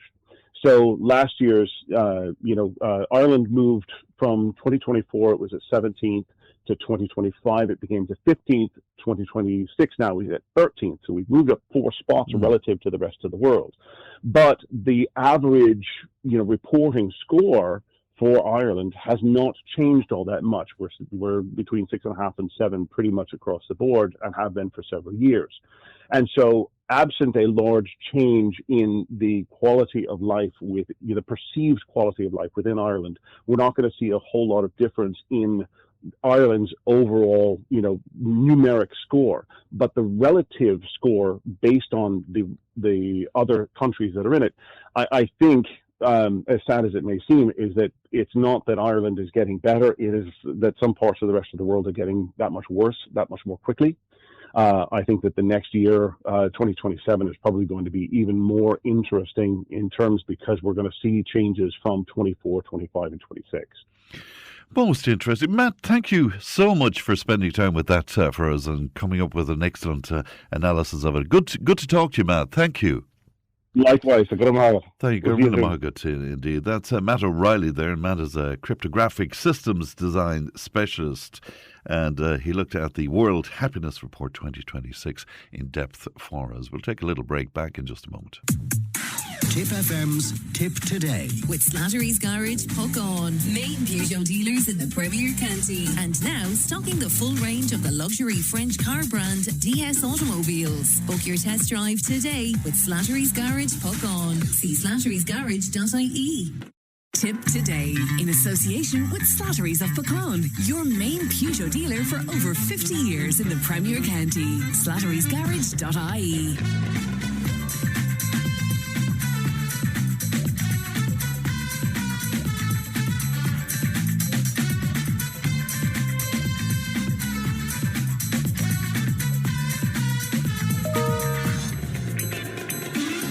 Now, let's on to say at our local pump, the price of diesel was $2.20. Now it's $2.15. Could you enlighten us as to what the government is waffling on about with this 22-cent drop, and when will that come in? Thanks, says Aidan to us today. I don't know, Aidan. You see, yeah, they're talking about the fact that they bought fuel at a certain price, and that has to wash through before you can benefit fully from the government's intervention on this. Now, you might be forgiven for saying, well, they were very quick to jump when the prices went up. So I don't know. I've been looking at the prices on the way to the studio this morning, and again, you know, like yourself, I'm kind of aghast that I'm not seeing a huge difference already. But there you go. Dave joins me now. Dave, good morning to you. Morning. And good to talk to you. You're not at all surprised, Dave, that we're ranked at 13th in the world happiness poll. No. Why? I thought we'd be lower, to be honest. Did you? No, I mean, look, it's nice to see we beat out countries like, Palestine and North Korea, I suppose. So, woo, there. What do we have to be happy about, though? You know? I mean, like, look at the state of the country as it is. We're run by a myopic shower of Amadons who they couldn't organise a piss up in a brewery if you wrote them a 5-step plan on a piece of paper. We have the civil service that isn't fit for use. We have the HSE, which is hostile towards any sort of meaningful change. We have kids whose scoliosis are in pain every day, even though apparently they live in one of the richest nations in the world. We're one of the richest nations in the world, supposedly. Yet we pay 46% more than our European neighbours for pretty much any kind of goods and services. Anytime somebody says, let's implement something for a bit of social change for people, you get accused of being a socialist. The nightlife that we used to once enjoy doesn't exist anymore. There's a closing down all over the place. You can't get a taxi from one town or village to another. Nightclubs don't exist anymore. To go to a gig in Dublin, you nearly need to have take out a credit union loan. Can't even go to a cheap gig anymore. Going to the cinema is overtly expensive. You know, like the only things you can do for free really are go for a walk in the park or maybe go see some nice sights. And at that, if they could monetize it, they probably would. You've just cheered us all up, Dave. Oh, sorry. And there's also the worst energy crisis we've seen that's potentially outpassing what happened in the 70s when the Saudis turned off all the oil. Growing instability in the Middle East, and the most powerful man in the world is a clown. Yeah. Do you know, I'm rarely stuck for words, but I'm not sure whether I can add or subtract from that. And do you genuinely feel like that about this country, that we're... I really do. Look, I'm having a bad week as well, so that's probably... but I do stand by everything I just said. But it's true. I mean, like, the average wage has barely risen at all since the recession, yet the price of everything has outpassed it.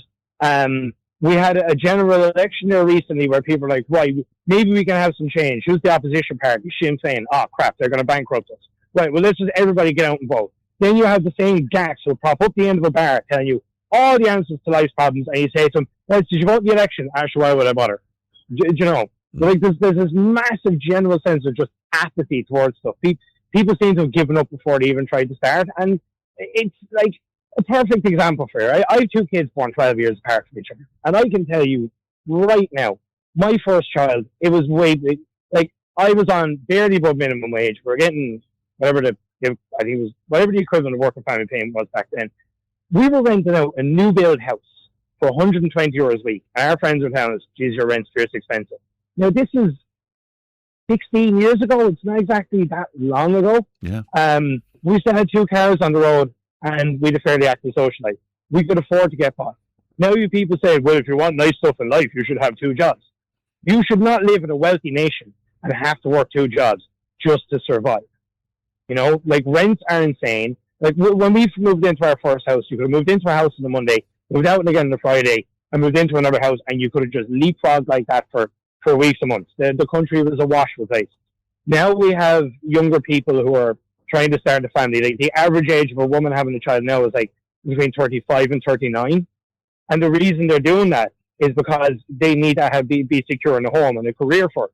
And then you have people saying, oh, birth rates are going down because people are waiting too long to have kids. And you're like, yeah, because your generation are the ones who drilled them into their heads, have your career and have your house in order before you even think about having children.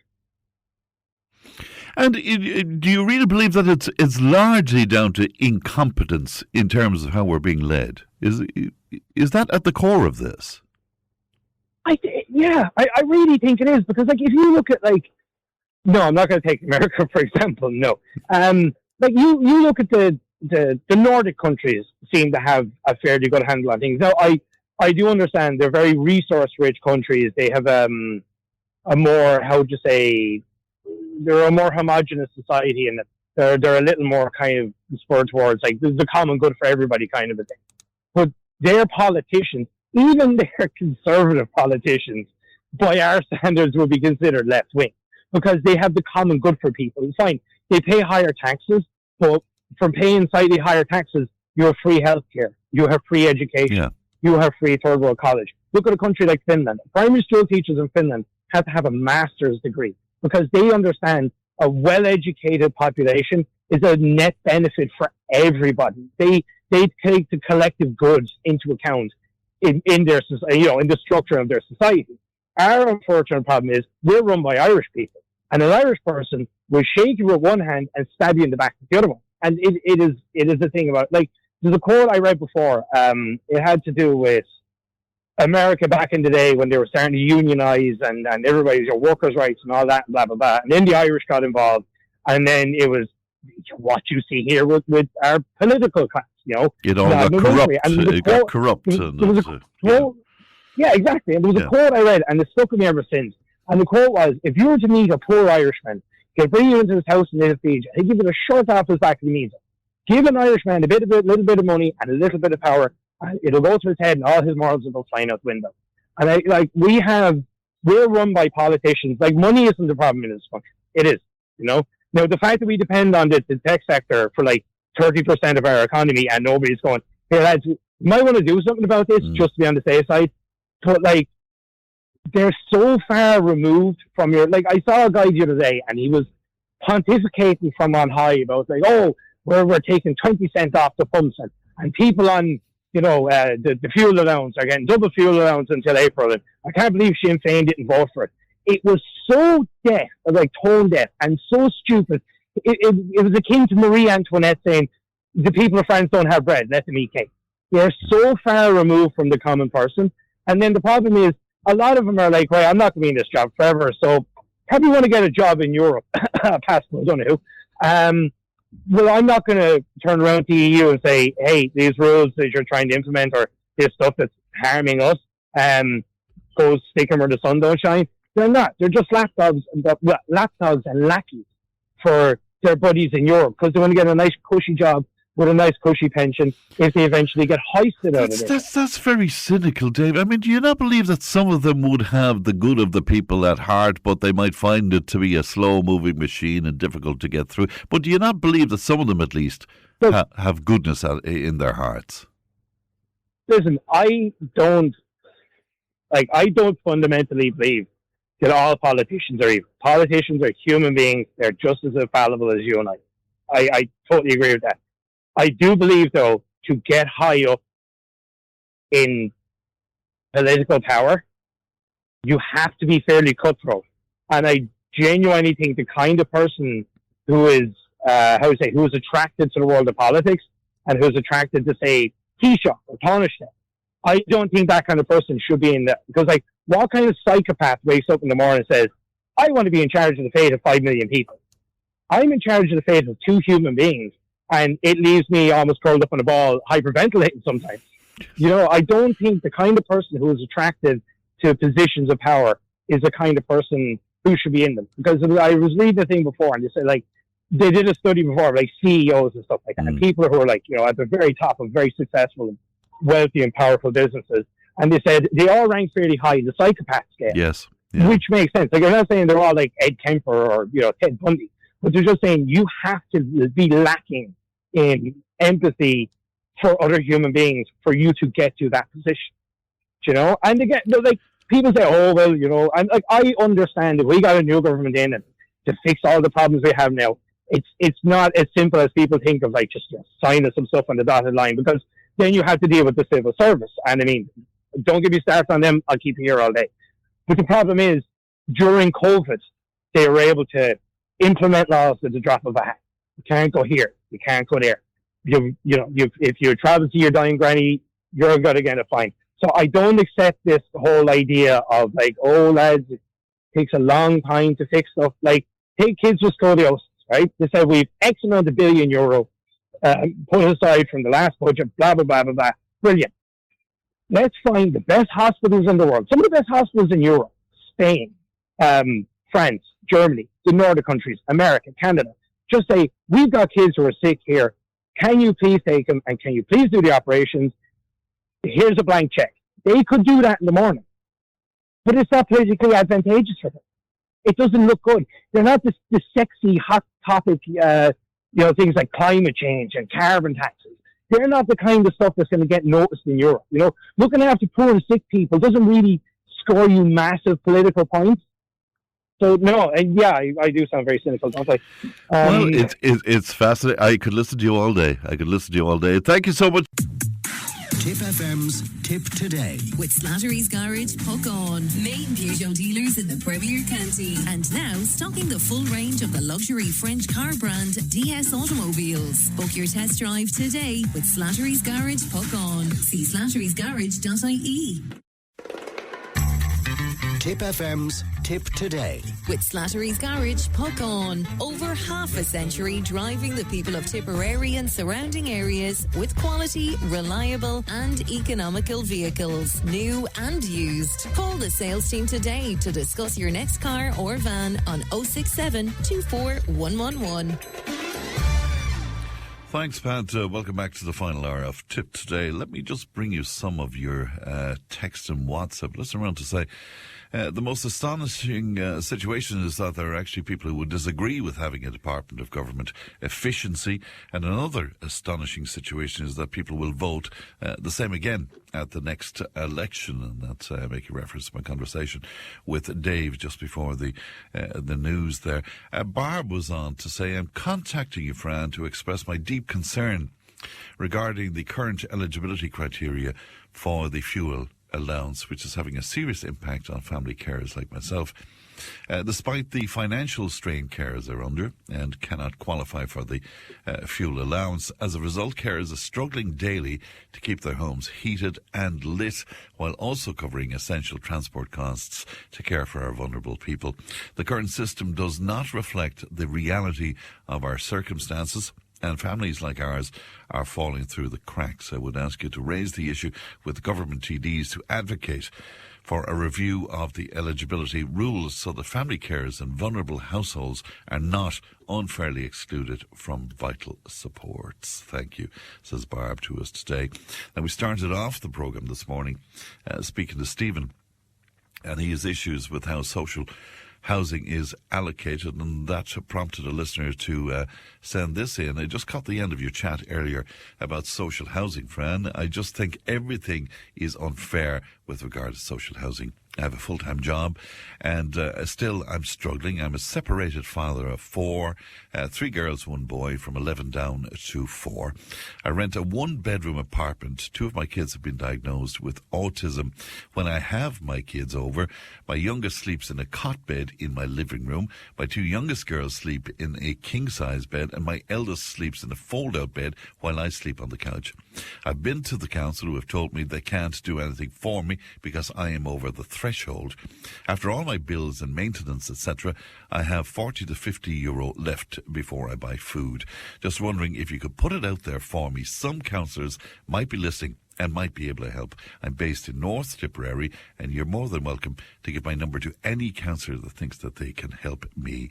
And I'd rather not come on air to talk about this. Well, thank you very much indeed for that. And the local representatives tend to listen to us on a regular basis, so maybe somebody is listening who might be able to help you out where that is concerned. We're in Nina today, and Muriel, with our wellbeing slot, is in Clonmel. Good morning to you, Muriel. Hey, Fran, how are you?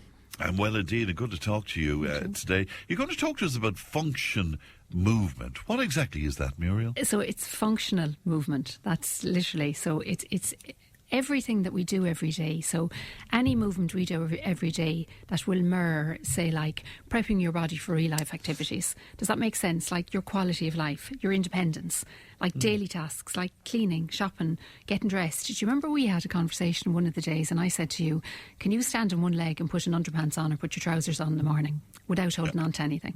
I could barely stand in the first place. I would fail miserably, I guess, at that, Muriel. Yeah, so that's what functional movement is. Like, as we get older, it's the independence to be able to stay doing things that we've been doing from a young age. So like your balance, your coordination, to prevent you falling, for injuries. Like, I talk about this a lot in clinic, Fran. Simple things like, you know, like your leg muscles. Like, if your toe drops as you get older, walking across the road, you mightn't even know that your toe has dropped, but you could clip a footpath. And if you fall, have you got the mobility to bring your hands up to actually save yourself? Or do you actually land on your face and your shoulder or something hits the ground? Do you have the strength? Do you know what I mean? Physical function as we get older combats the age-related muscle loss.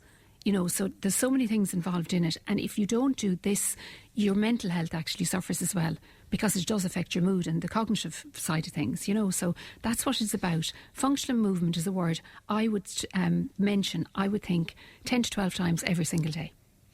It's interesting. The problem, well, one of the problems would be we mightn't discover we have issues with functional movement until we fall, and that's going to put us in a dodgy situation. Well, that's the terrifying thing. So when I'm doing the plans I'm doing in clinic for people, and first of all we do the plan in relation to nutrition, etc., my next step then is, what are you actually doing?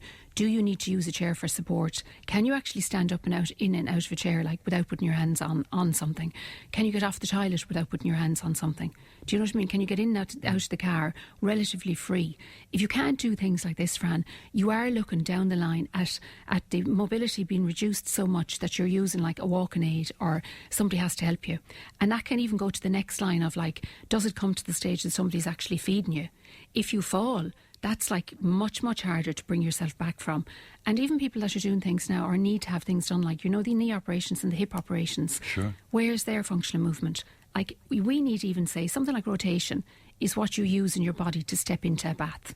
You know, how many people struggle to step into a bath or even afraid, you know, as you move on? And it's even all of us, even me at my age now, I would hold on, whereas before it wouldn't even have caused me a thought to actually, you know, because I would be afraid of falling. So there are things like, even movements like, say, opening and shutting doors or drawers. I find as people get older, they can't, even to take the top off, you know, like a jam jar. Yeah, sure. That gets harder. So, like, these are things that you're talking about, walking, like climbing stairs. Can you actually climb the stairs? And even coming down the stairs, do you feel safe coming down the stairs? Do you know what I mean? Because, again, if you fall, you're in trouble. So that's what you're talking about. And there is even like, I won't say it's a movement, but there's a system, functional movement system, the functional movement skills. I don't know if you've ever heard of this. Great Cook. I would have done this years ago. So I qualified in strength and conditioning years and years ago. And we would have done a lot of this. You're supposed to start with kids from the age of 3, that you actually can grade and rank movement patterns that are key to normal function in everyday life. So it identifies asymmetries and limitations in kids from a very young age. So like, you know, is there a hip issue? You know, like a shoulder issue, a core issue, that kind of thing. But it's not done as we get older. And I think it's definitely something that we should do. You know, the 7 basic movements in it. You know, the ones you'd always hear of, like push, pull, squat, lunge, hinge, rotate, these kinds of things. You know, and they're the 7 movements. And I think every single person should be put through them. And if they can't do them, then there should be a programme put in place to show you what to do. And tell me about that programme. I mean, I guess that food is at the core of all of this, is it? Not really, no. This for me is more on movement. So I'm not on the road of nutrition or whatever today. No. But I mean, in terms of what we can do about it if we have issues with movement, Muriel. Well, like, yes, your inflammation side is going to be huge, isn't it? So you have to keep inflammation at bay as much as you can. So if you're not eating right, you're definitely going to have a higher level of inflammation, so you're going to feel it. Like, say, a lot of farmers, listen, getting in and out of the tractor, are they able to get in and out of the tractor without feeling every single ache and pain? Can they jump out of it like they used to before? If their food isn't right, that's going to drive it. But on the other side, if they're not moving properly, what's causing that? Is it synovial fluid around a joint? Do you know what I mean? Is it coming from somewhere else? You know, and we even talk a lot, I would talk to people a lot about, say if I had a husband and wife team coming in, who does the most around the house even? Because, you know, as you get older and you retire, somebody does the jobs as in, like cleaning the house, you know, dusting, vacuuming, making up the beds, even things like a cup of tea. And I'd say, Fran, that's like light activity. So how much time do you spend on light activity a day? And then how much time do you actually spend sitting down every day? How much time do you spend lying down? Do you break up long periods of activity? Do you do anything that's like what we would call moderate activity? Now, I don't know in your world, Fran, you're in the dancing and all that kind of thing, but it's 150 minutes of moderate activity every single adult is supposed to do every week. Now, that's like 30 minutes a day.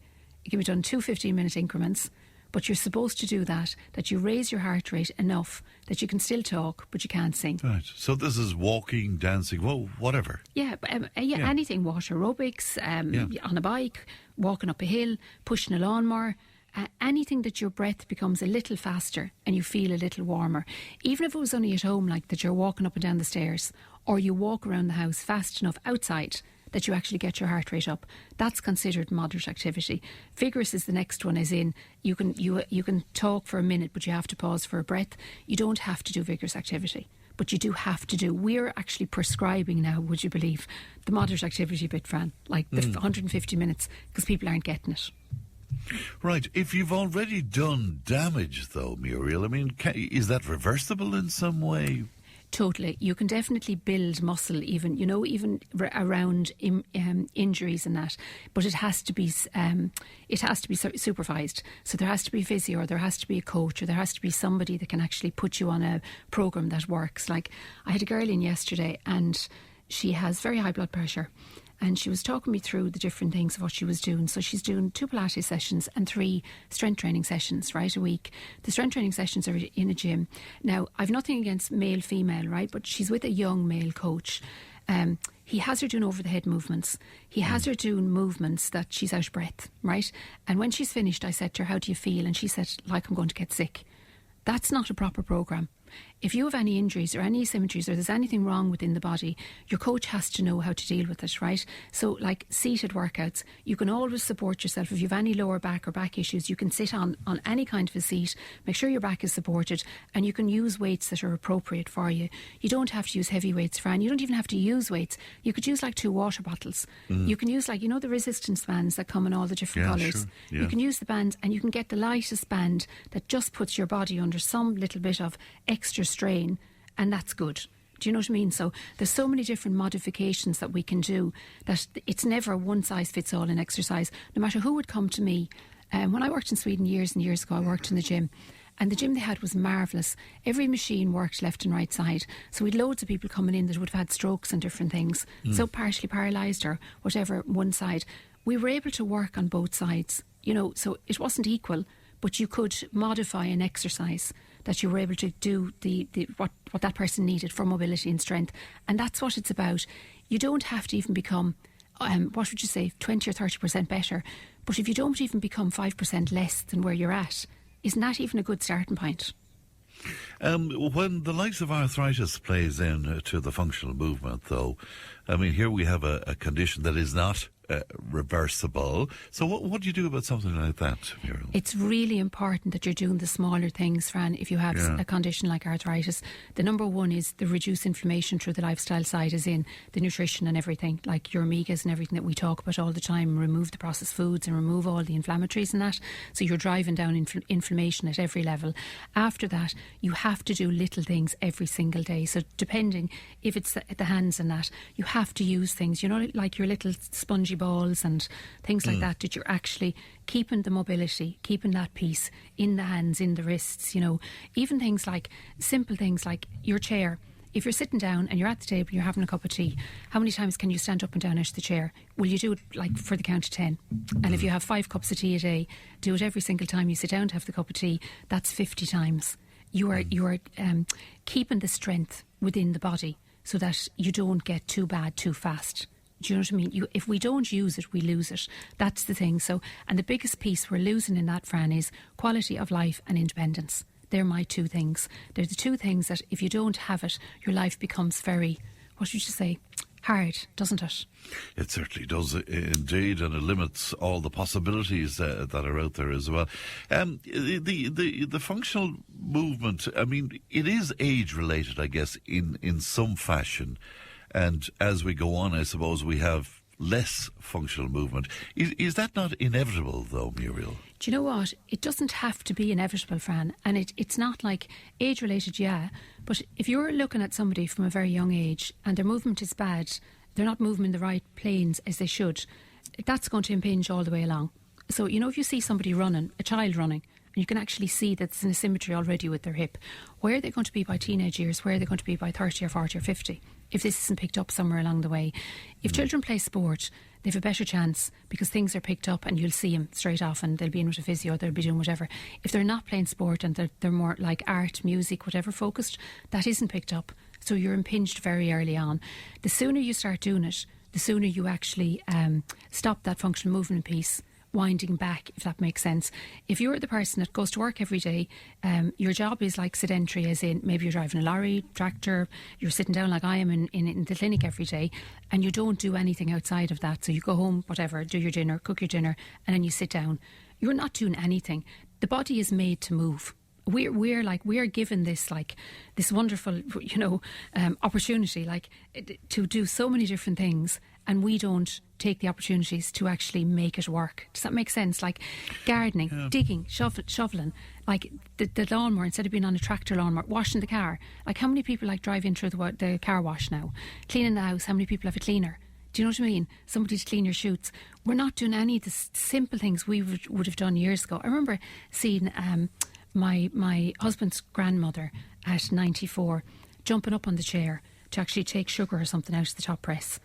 Like, she jumped up onto the chair, and I was looking at her thinking, like, Christ almighty, I don't even know what I do that as quick as what she was after doing it. Isn't it incredible? But when you told us about the woman who went to the gym, I guess we need to be careful as well that we don't overdo things, because, in fact, rather than helping, we might be making things worse. You have to be very careful. And this is one of the things, even, and social media drives this, doesn't it? Like, you need to be in a gym, you need to be doing this, that and the other, whatever. Some of the time you don't. Supervision is excellent, like as in with somebody to actually give you a plan. You can follow the plan yourself for like a month or 2 months, and you can go back to the same person and they can update your plan. Something like that, but you have to go to a professional that knows what they're doing. You use your gut instinct. If it doesn't feel right to you, then you stop doing it. If you have any more pain, there's a difference between, say, a muscle soreness after doing an exercise that is creating a little bit of extra strength in that, and a pain. Yes. You should not have pain, and if your pain is increased after doing something, then that exercise isn't being done right. Like, you can do simple things yourself even without going to professional. Always stay supported, as in, like I said, the chair if you have a back issue, whatever. But simple things like calf raises, Fran. So say where you were sitting there in the studio, if you do like 20 calf raises, that increases circulation within the body, because the calf is one of the biggest muscles in the body. And that's very simple. If you do a sit to stand, so if you stand against the wall for support again, right? So you're literally just coming down into a sitting position and you slide your back up against the wall again. There's your squat straight away. Do 20 reps a day. And then your wall angel. And wall angel is so easy to do, but people don't do it. It's like if you stand up against the wall and you put your hands out, like, in a right angle or whatever. I'm doing it here now, you'll be smiling at me, right? But you put them out in a right angle. You literally bring the hands up over your head so they touch in the middle, and you bring them back down again. That's your spine mobility. That's relieving back and neck tension. That's your shoulder mobility. They're very simple things to do, like. It's not outside the box. Anyone can do them, but we just don't take even the time. We just don't even think about it. And the other thing is, we do get very lazy. And there's no point not saying, that's, a spade's a spade. We do get lazier as we get older. We actually use the age thing as, well, I'm 50 now, well, I'm 60 now, I'm supposed to be like this. That's a total load of nonsense. You can keep yourself well if you practice every single day that these habits actually become the norm for you. Even carrying the shopping. Sometimes don't get like a basket. And I keep saying it. I saw it again this morning. I was laughing. I was coming out of Dunn's after getting my chicken, and I was watching this girl. She went ahead of me, and she was going to pull into a parking spot, right? There's nothing against learners now, but there was a learner thing on the back of the car. It was a younger girl, right? So it was a younger girl, yeah, that's even the next thing, right? But she spotted a space closer to where the door was. So she put on her brake light straight away, and she went back up on top of me. And she couldn't come back on top of me because I was behind her, and the car behind me, and I wasn't going to back because I knew what she was at. So she had to do like nearly a 3-point turn to turn around to get into that parking space. I was looking at it and I was laughing, and I thought, holy God, where are we at? I think she's a woman after my own heart. But anyway, yeah. If people want to talk to you or Charlotte or the team, Muriel, how can they do that? Yeah, so it's 062, I nearly forgot, 062 88 002.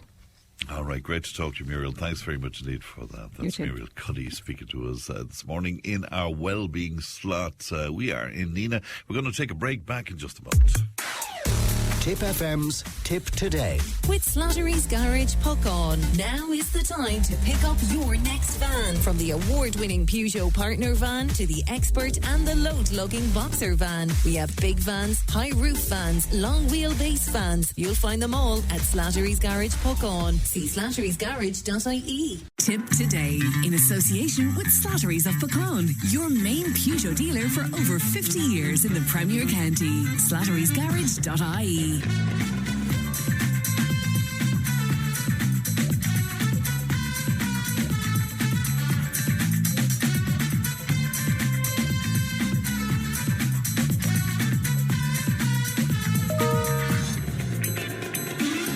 Now, listeners around to say, Fran, could you ask your listeners if anybody has seen an actual significant drop in fuel prices? Everybody seems to be floating around trying to hold on to what's in their tank until it drops down. Well, let's put it out there. What's your experience? 083 311 3311. Now, the pilgrimage to Prague is underway. Thousands of Irish fans already arrived in the Czech capital and facing Czechia tonight at 7:45. The first of 2 hurdles Ireland need to clear before World Cup qualification. And our sports editor Paul Carroll is with me. Good morning to you, Paul. Morning, Fran. How are things? You posed the question yourself just a few moments ago. Have we lost the run of ourselves, Paul, already? we have, but it's great though, isn't it? Yeah. Like that's what I love about it. Like, even I woke up this morning and the kind of that was kind of playing in my head. But World Cup playoff semi-final tonight against Prague, and sure, there's just huge excitement from where the team has come from in the last kind of 7 or 8 months. We're underdogs though. I was looking at some of the Paddy Power stuff. 3-1 or something. Yeah, very very big outsiders. Czechia, like formerly Czech Republic, as people would know them as better.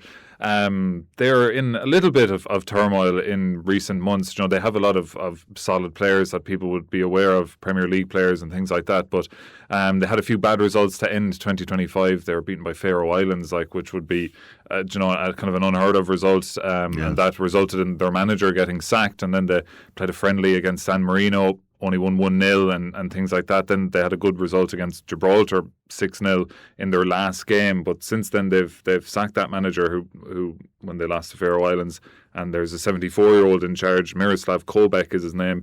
He's never been in charge of international teams, but he would have been a manager who would have been well used to the Czech league, so he has experience there. But so it's a new manager. It's a new it's a whole new system maybe they could be playing. We don't really know. There's an element of the unknown there from the Ireland point of view. But some top-class players, though. Yeah, they have. It's maybe their most known player would be Thomas Souček, who's been very good for West Ham in recent years. Soufal would have been with West Ham as well. But up top then, Patrick Schick has been one of those strikers that has been around the block in Europe and some top teams in Italy and Germany. And then Krejci is their new captain. So Thomas Souček was the captain, but he was stripped of the captaincy because they beat Gibraltar 6-0 and he was the captain of the team, but they didn't go over to the fans and clap at the end of the match. So they went straight down the tunnel. There's an uneasy relationship there between the Czechs and their fans. Yeah, it seems to be that there's a little bit of disharmony just with those little things, with the manager getting sacked and the poor results, because losing to the Faroe Islands meant that they missed out on a chance at automatic qualification, and instead they have to go through the playoff route. So a little bit of disharmony there, but a lot of top-class players, the ones I mentioned there as well, and Krejci is the new captain, plays with Wolves in the Premier League, and Pavel Schulz is playing with Lyon in France and doing really well, so they're well stacked up in talent. Yeah. But what was that schmozzle about what the management said about Ireland?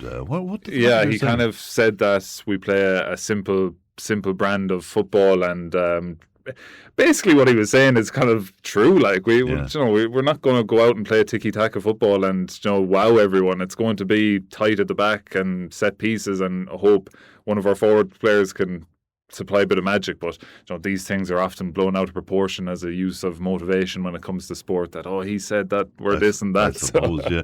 Are we totally depending on Troy Parrott? Because I'm just looking at the papers. That's all I see. He's just become such a household name. Like, look, he's got that moniker for good reason. We were dead and buried in this World Cup qualifying campaign. We were beaten by Armenia in Yerevan, and the kind of talk was, do we get rid of Hallgrimsson now, or do we let him see out the campaign? That was kind of the feeling. And we bet Armenia 1-0 at home to give us some hope. That was just a Evan Ferguson goal. And then the real magic happened in November. 2-0 win over Portugal at home. Cristiano Ronaldo was sent off.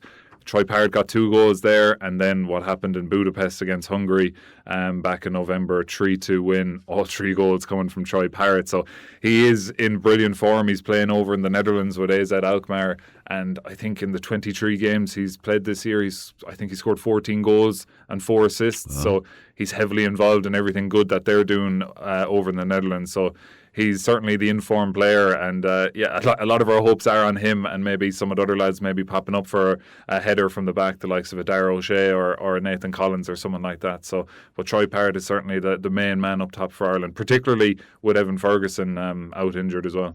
Is there a couple of older players in as well who mightn't have had so much game time? Yeah, it's not. I was going to say it's a bit of an issue, but some of our players haven't played all too much football in recent months and weeks. Seamus Coleman is the big one. He's 37. He played really well for Ireland in those 2 games in November, and then the next game he played was for Everton, I think the following Monday maybe, and he played like 20 minutes and was taken off, and he hasn't played for Everton since then, I don't think. So he hasn't much game time. Left back Liam Scales, the man who flicked the header on to Troy Parrott for the goal in against Hungary last time out, he's suspended tonight, so he won't be playing. So you're probably looking at Ryan Manning or someone playing at left back, or Robbie Brady. But Robbie Brady is another one of those lads who hasn't played an awful lot. And Ogbene is another player, really important player for us on the wing. Gets through an awful lot of work and is a real kind of pacey attacking player that we kind of need. If we're sitting deep, you kind of need a bit of pace on the other end of the pitch. He hasn't played an awful lot of soccer, so those are the worries. But it's funny when you do see the odds and we're like 3-1 outsiders, because everyone here is nearly talking about, God, if we can get over this Tuesday night in Dublin, But we are getting ahead of ourselves, but I think that's great too. I think it's great too as well. What part will the fans play in this and the Ole Ole and that tonight? It'll be a cauldron there. Yeah, but how many? We don't have that many in the stadium. Yeah, the stadium holds I think around 19,000, and there's 1,000 tickets allocated to the away fans. So there'll be at least 1,000 Irish people, but there's 6,000 plus Irish gone over to Prague. My cousin is over there, sent me a picture there this morning, bucket hat on, having a great time. So I'd imagine of those 6,000 that are going over, some people are probably going to make silly decisions and spend huge money to get tickets somehow for the match. So I'd imagine there's going to be, more than the 1,000 allocated tickets, and they'll make their voices heard. And they've been a big part of the journey as well. There's been some great kind of edits put up online from the Irish, the FAI, and some just social media accounts just showing the kind of hype that's been around since November. So it's incredible. No, there's other games happening tonight that are important to us as well. Yeah, so if Ireland are in a semi-final, and on the other side is Denmark and North Macedonia. So whoever wins that will obviously play the winner of tonight's game. If Ireland do win, there will be at home against either Denmark or North Macedonia on Tuesday night in the Aviva, and the tickets have already gone on sale for that match. And sell out straight away, because it would be a World Cup playoff final. But the thing is if Ireland are beaten tonight, they'll still play on Tuesday, and they'll play against the loser of the other semi-final in the most kind of almost like a humiliation ritual. Well, that means nothing. It'll be a meaningless game. It'll be basically a friendly, but it just kind of has to be played. So it will either be the best buzz of all time on Tuesday night for this game that could get Ireland to a playoff or to a World Cup proper, or it'll be this meaningless friendly that everyone has bought tickets for that no one wants to play in and no one wants to watch either. If we get in, one of the first time in 25 years, is it? Yeah, so like we haven't been to the World Cup since 2002. Like my memory of that World Cup is opening the World Cup sticker book with my sister out in the hallway. Oh, make me feel bad. Why don't you? So like, you know, I haven't really had that proper experience. You know, 2009 was one of our famous unforgettable nights really in a World Cup playoff. That was losing to France. I remember crying in my bedroom back home when Thierry Henry handballed it.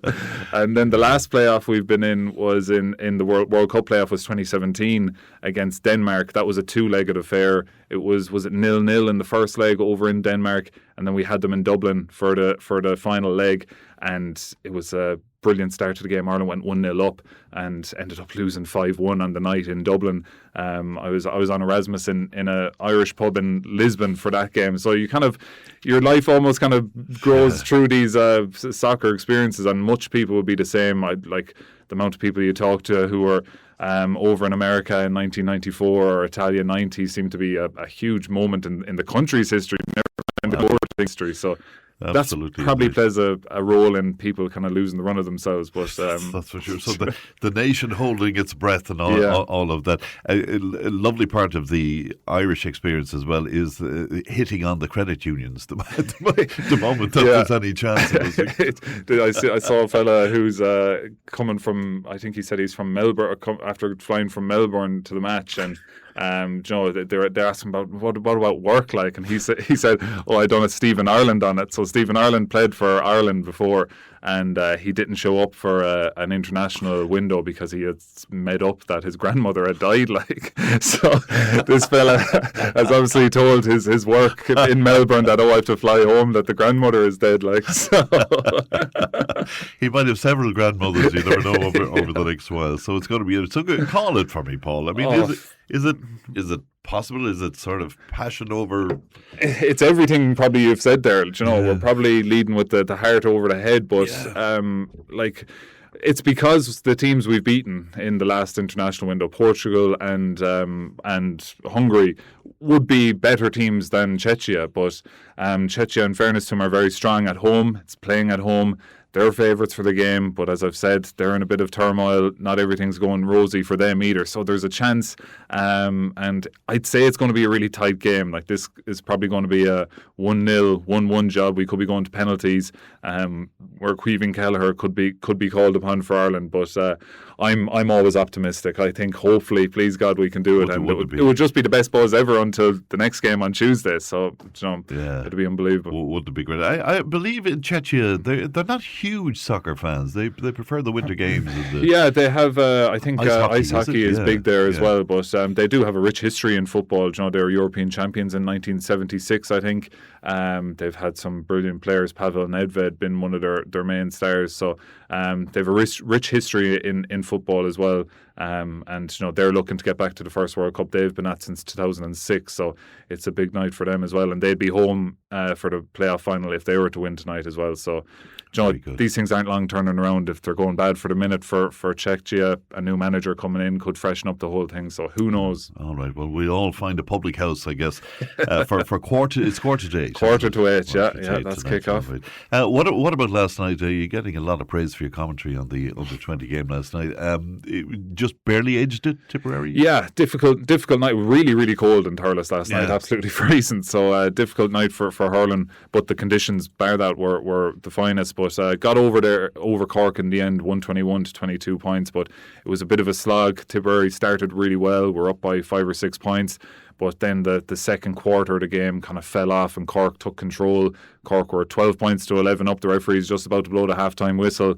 And the Cork fella, the full-back or the centre-back, John Murphy, just two hands pushes the hurley into the head of Shane Cleary, actually breaks the hurley off him and gets right about 5 yards away from the referee, gets a straight red card. So that gave Tipperary a bit of a boost going down the tunnel at half-time, but Cork played really well, down to 14 men, extended their lead from 1 point to 6, and it looked very shaky for Tipperary in the last 15 minutes, but Jamie Ormond got onto a shot that hit off the post and finished it into the back of the net. That got tipped back in at Stephen Tobin. Cormac Fitzpatrick, really, really good. And, Ewan Murray had a really good second half. So got over the line in the end. Donoghue got the last point of the game.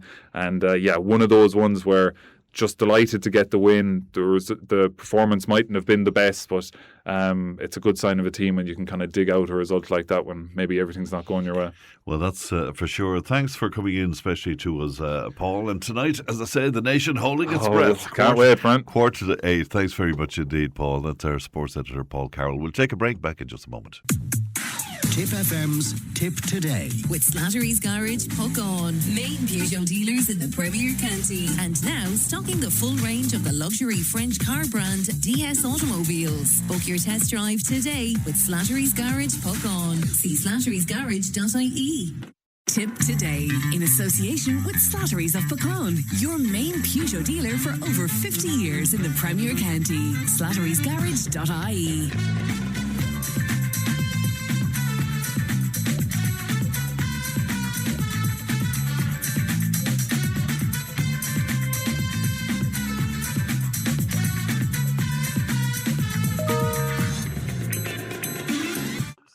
You're very welcome back to Tipp Today. I was speaking to my old friend Tom Allen, TR Dallas, yesterday, and he would like me to remind you that he is appearing this coming Sunday at T.O. Park, which is a lovely, gorgeous venue, in fact, outside of Mitchelstown on the Limerick Road there. And he's there on Sunday afternoon between 3 and 5:30. And I know his Tipperary fans will be glad to hear that and might well make their way down to see Tom in action.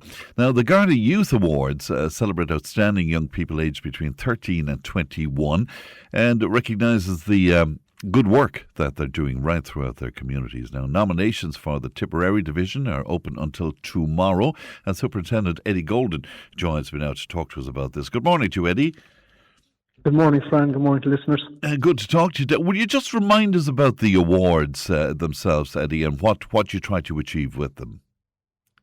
Well, these awards are really an opportunity for Garda Síochána to recognise young people in our communities, not just schoolgoers. We've opened it now from 13 up to 21, who are contributing positively on an individual basis or maybe in a group basis at whatever level it may be, and a chance now for their peers or maybe their parents or whoever else could recognise this and nominate them for an award, which goes through a process. We have a judging panel, and at the end of it then, those people nominated are recognised for their achievements. Now, my understanding, Eddie, is there's an individual award and there's a group award. We actually have 4 different categories, Fran. We have the individual award, which is for making a positive contribution in their community. We have the group award, which is for 2 or more people. And, over the years, we've had really good groups who have done really positive work. We had a group there that were involved with the floods in Carrick-on-Suir a number of years ago who got an award. We've other groups who have organised clean-ups in their areas. And very simple things which I suppose, may not be recognised by them themselves as really good work, but can be recognised by others. We also have a Special Achievement Award. Then the Special Achievement Award is for somebody that obviously is overcoming difficulties maybe in their own lives, and it's an opportunity then for them to be recognised as well. And then we have a Community Safety Award, which through an initiative, or maybe they have identified something within their actual area, which it could be crime prevention, could be safety, or some innovation to make their community a safer place to live in. So we have 4 awards. What happens is, once the nominations are received, we have a judging panel of 3. Andrew Luby from Tipp FM is one of our judges this year. Aisling Maloney, who people will know from the sporting world and her prowess on the Australian rules football field as well. And we have Brendan Cummins, who's a long-standing judge with us, who has been with the awards since they were brought into Tipperary in 2015. So, it's really fun to encourage people. There's still time to nominate, and it's really the quite consistent person in their areas who may be just doing very steady work, and now it's an opportunity we're asking people to fill out the form and email it into our community mailbox. And if you go onto garda.ie, you can download the form, and the forms then go into ct.tiperarysouth.com@garda.ie. And we also have a QR code as well, which helps you to download the form as well. So, look, it's a very simple awards, which I've been involved with for many years, Fran, and I think it's obviously very important for us to look at the positives in the community, whether it's young people or anywhere else. And this is an opportunity now where we can do so. And like over the years, like we've had people that as well may have had hardship and have re-engaged with education or began volunteering with different groups, or have mentored young people as well who might have have difficulties in school. So we've different versions of the actual what the awards could look like. We've other people over the years who have been visiting elderly in their neighbourhoods or delivering groceries or checking in on people over the winter periods, or even just teaching. We had a lovely award a number of years ago for somebody who was teaching an elderly person how to use an iPad and to be able to communicate and use technology. So it's quite simple from the concept. But if you're not in, I suppose you can't be acknowledged, and that is the reason why I'm on today, is to push the awards, a final push over the line. If we could just get people to download the form and send them in, I'd be delighted. Very good. And the Garda website, once again, Eddie, is? Well, if you go onto garda.ie, www.garda.ie, and search for Tipperary Youth Awards, the form is on there, and you can download the form. It's an electronic form, or you can print it off and send it in or email it. Or if you want to just get the form and give it into any Garda station in Tipperary, we'll make sure it gets to Very good. The, so tomorrow is the closing date then, and when will we hear about the results, Eddie? Well, we have a judging process then that happens in the next couple of weeks, and we're hoping to have an award ceremony then, which we're going to have in the Garda College towards the end of April. We just have to confirm a date for that, and the nominated people will obviously be notified about that, and they can come with their families to the event. And you know, it gives an opportunity as well for them to see the Garda College, and it's a lovely evening out. And look, that's really it's the simple process. It will be finalised in the next couple of weeks, but there is a part two to it, Fran. If a nominated person, the forms come to us to be judged, but they also then is a national forum for it as well. So there's a National Youth Awards event which happens normally around September, October. So we have had a number of people who have gone forward to be nominated at that level and have been recognised on a national stage as well, which is great for them and their families. And it's also, look, really, really positive for ourselves in Tipperary to have calibre of young people that are going forward. So you rightly pointed out, it's 13 years to 21. They have to be residing within the Garda division, so it's within the County Tipperary Garda division. Obviously, the judging panel will make their determination, and again, if somebody has won an award previous, they don't qualify to be nominated again. And again, look, it's something which it's positive, Fran, and I know we've spoken at length over the years on different topics, but this is one of the positives, and it's one which I'm very much in favour of. I think it's a great initiative, and one that we're hopeful will be successful again now in identifying people who ultimately are going to be the future of the country and the county. And, you know, when I look at all the different groups around the county and volunteerism and I suppose the lack of volunteers coming forward now into certain areas, you know, it's quite important that we recognise those who do come forward. All right, Eddie, we wish you well with this, and we're looking forward to hearing the result. Thank you. Good morning to you. That's Superintendent Eddie Golden speaking to us there. Leanne is with me. Good morning to you, Leanne. Good morning, Fran. How are you? You've been busy this morning, haven't you? I've been so busy this morning, but we love it when it's busy. Yeah. It's so important to hear everybody's take on all the topics. But so much reaction this morning. It's great altogether. You have our notice board as well, and several things indeed you want to remind us of. Yeah, there's been a great reaction to the notice board as well, so we've lots of bits in. So Clonmel Together are having their Family Fun Open Day. So that is on March 28, which is this Saturday, from the 12 until 5, and it's in the CTI Hall in Clonmel. We've also been let know that Lochderg RNLI are having their Lap of the Lake cycle, and it's returning on the 16th of May. We should do that, Fran. We get 2 bikes. I sold my bike. I had to get rid of it. What else is happening, Leanne, before you talk me into anything daft?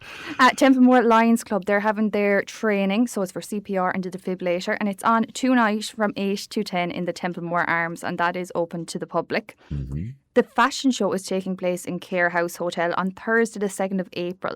So there's clothes by Classy Lady, Mr. and the South Tipperary Hospice Some Charity great people involved there as models, I see. Yeah, I see Councillor Maureen McGrath's going to be a brilliant model. I love her style. I'm always jealous of the gorgeous outfits she's on. Yeah, lovely Dee Morrissey's going to be there, and Eileen Ryan, and lots of other people. I noticed we weren't NAS, but, you know. You could. We could put a hat and a suit on you, Fran, and send you in.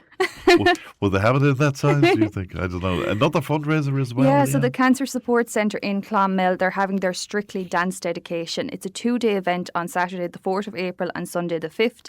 And tickets are on sale in the Talbot. They're €30. And each couple will dedicate their dance to somebody who they love who's been touched by cancer in some capacity. Very good indeed. And the Daffodil group in Clonmel, they're organising something. Yeah, they're organising a 5K sponsored walk on the Blueway. So that's on the 18th of April.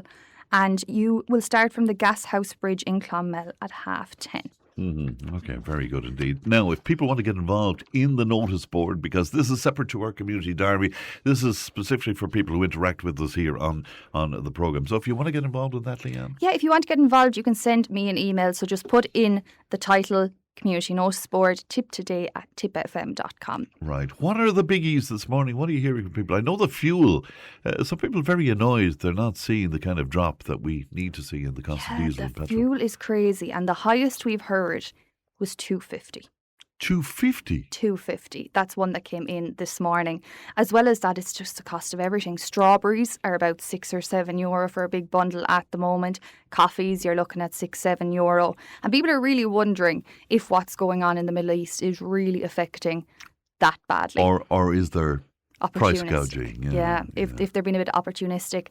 Another huge one is pet peeves on our Facebook. So we did driving pet peeves yesterday, which just had a huge reaction. Yeah, you got some more today, I think, did you? Yeah, and we're looking at social pet peeves now. So things people do in public that drive you mad. So chewing your chewing gum too loud, not holding the door for someone behind you, skipping the line in queues, throwing rubbish out the window. That's one of mine. I hate that when I'm driving along and I see someone put down their window and fire stuff out onto the road. So we want to know, what annoys people? What annoys people? Well, do you want to hear what annoys me? Go on. Well, I mean, there's so much, but there's one thing in particular. If I'm queuing to pay for a coffee, and if I'm rushing and it's the morning hour, there's people doing scratch cards or wanting to know, did they win on their scratch cards? It drives me absolutely nuts. Mine is slow walkers. Now, I can't say much. I'm in a boot at the moment. But you know when you're on the footpath and there's like 4 people in a line together. Oh, yeah. And they're talking and walking so slowly, and there's a whole line of traffic, foot traffic behind you. And then when you go to overtake them, suddenly they speed up. So there's that awkward moment where you're ear to ear with them and you're trying not to look at them. I hate that. Obviously, in certain situations, like me, if you see me walking slow, give me my time. But if you can, not have like 4 or 5 people across the footpath. All right. The other one for me is you present yourself at the counter to pay for something and the staff are talking away among themselves. No, I hate that. I hate that. And another one I hate, and it's so disgusting and it's so common, is people picking their nails and throwing them on the ground on public transport. Picking their nails? So like biting their nails and like leaving it on the ground. That one drives me, just turns my stomach. All right. So are you collecting these now? I am, because like we're all a bit angry at the moment, so we may as well have a bit of crack with it and have a bit of enjoyment out of all our anger. Yeah, Dave was terrific on that today, wasn't he? Because he was, he reminds me of Victor Meldrew in the what is the name of the sitcom where he was always cross, always annoyed about stuff, But it's great to have that, isn't it? All right, thanks very much indeed, Leanne. And Leanne produced today. Stephen's on the time tunnel on the lunchtime show, and we'll talk to you tomorrow from Nina. Look after yourselves in the meantime, won't you? Bye-bye. Tipp FM's Tip Today. With Slattery's Garage, Puck On. Main Peugeot dealers in the Premier County. And now stocking the full range of the luxury French car brand DS Automobiles. Book your test drive today with Slattery's Garage, Puck On. See slatterysgarage.ie.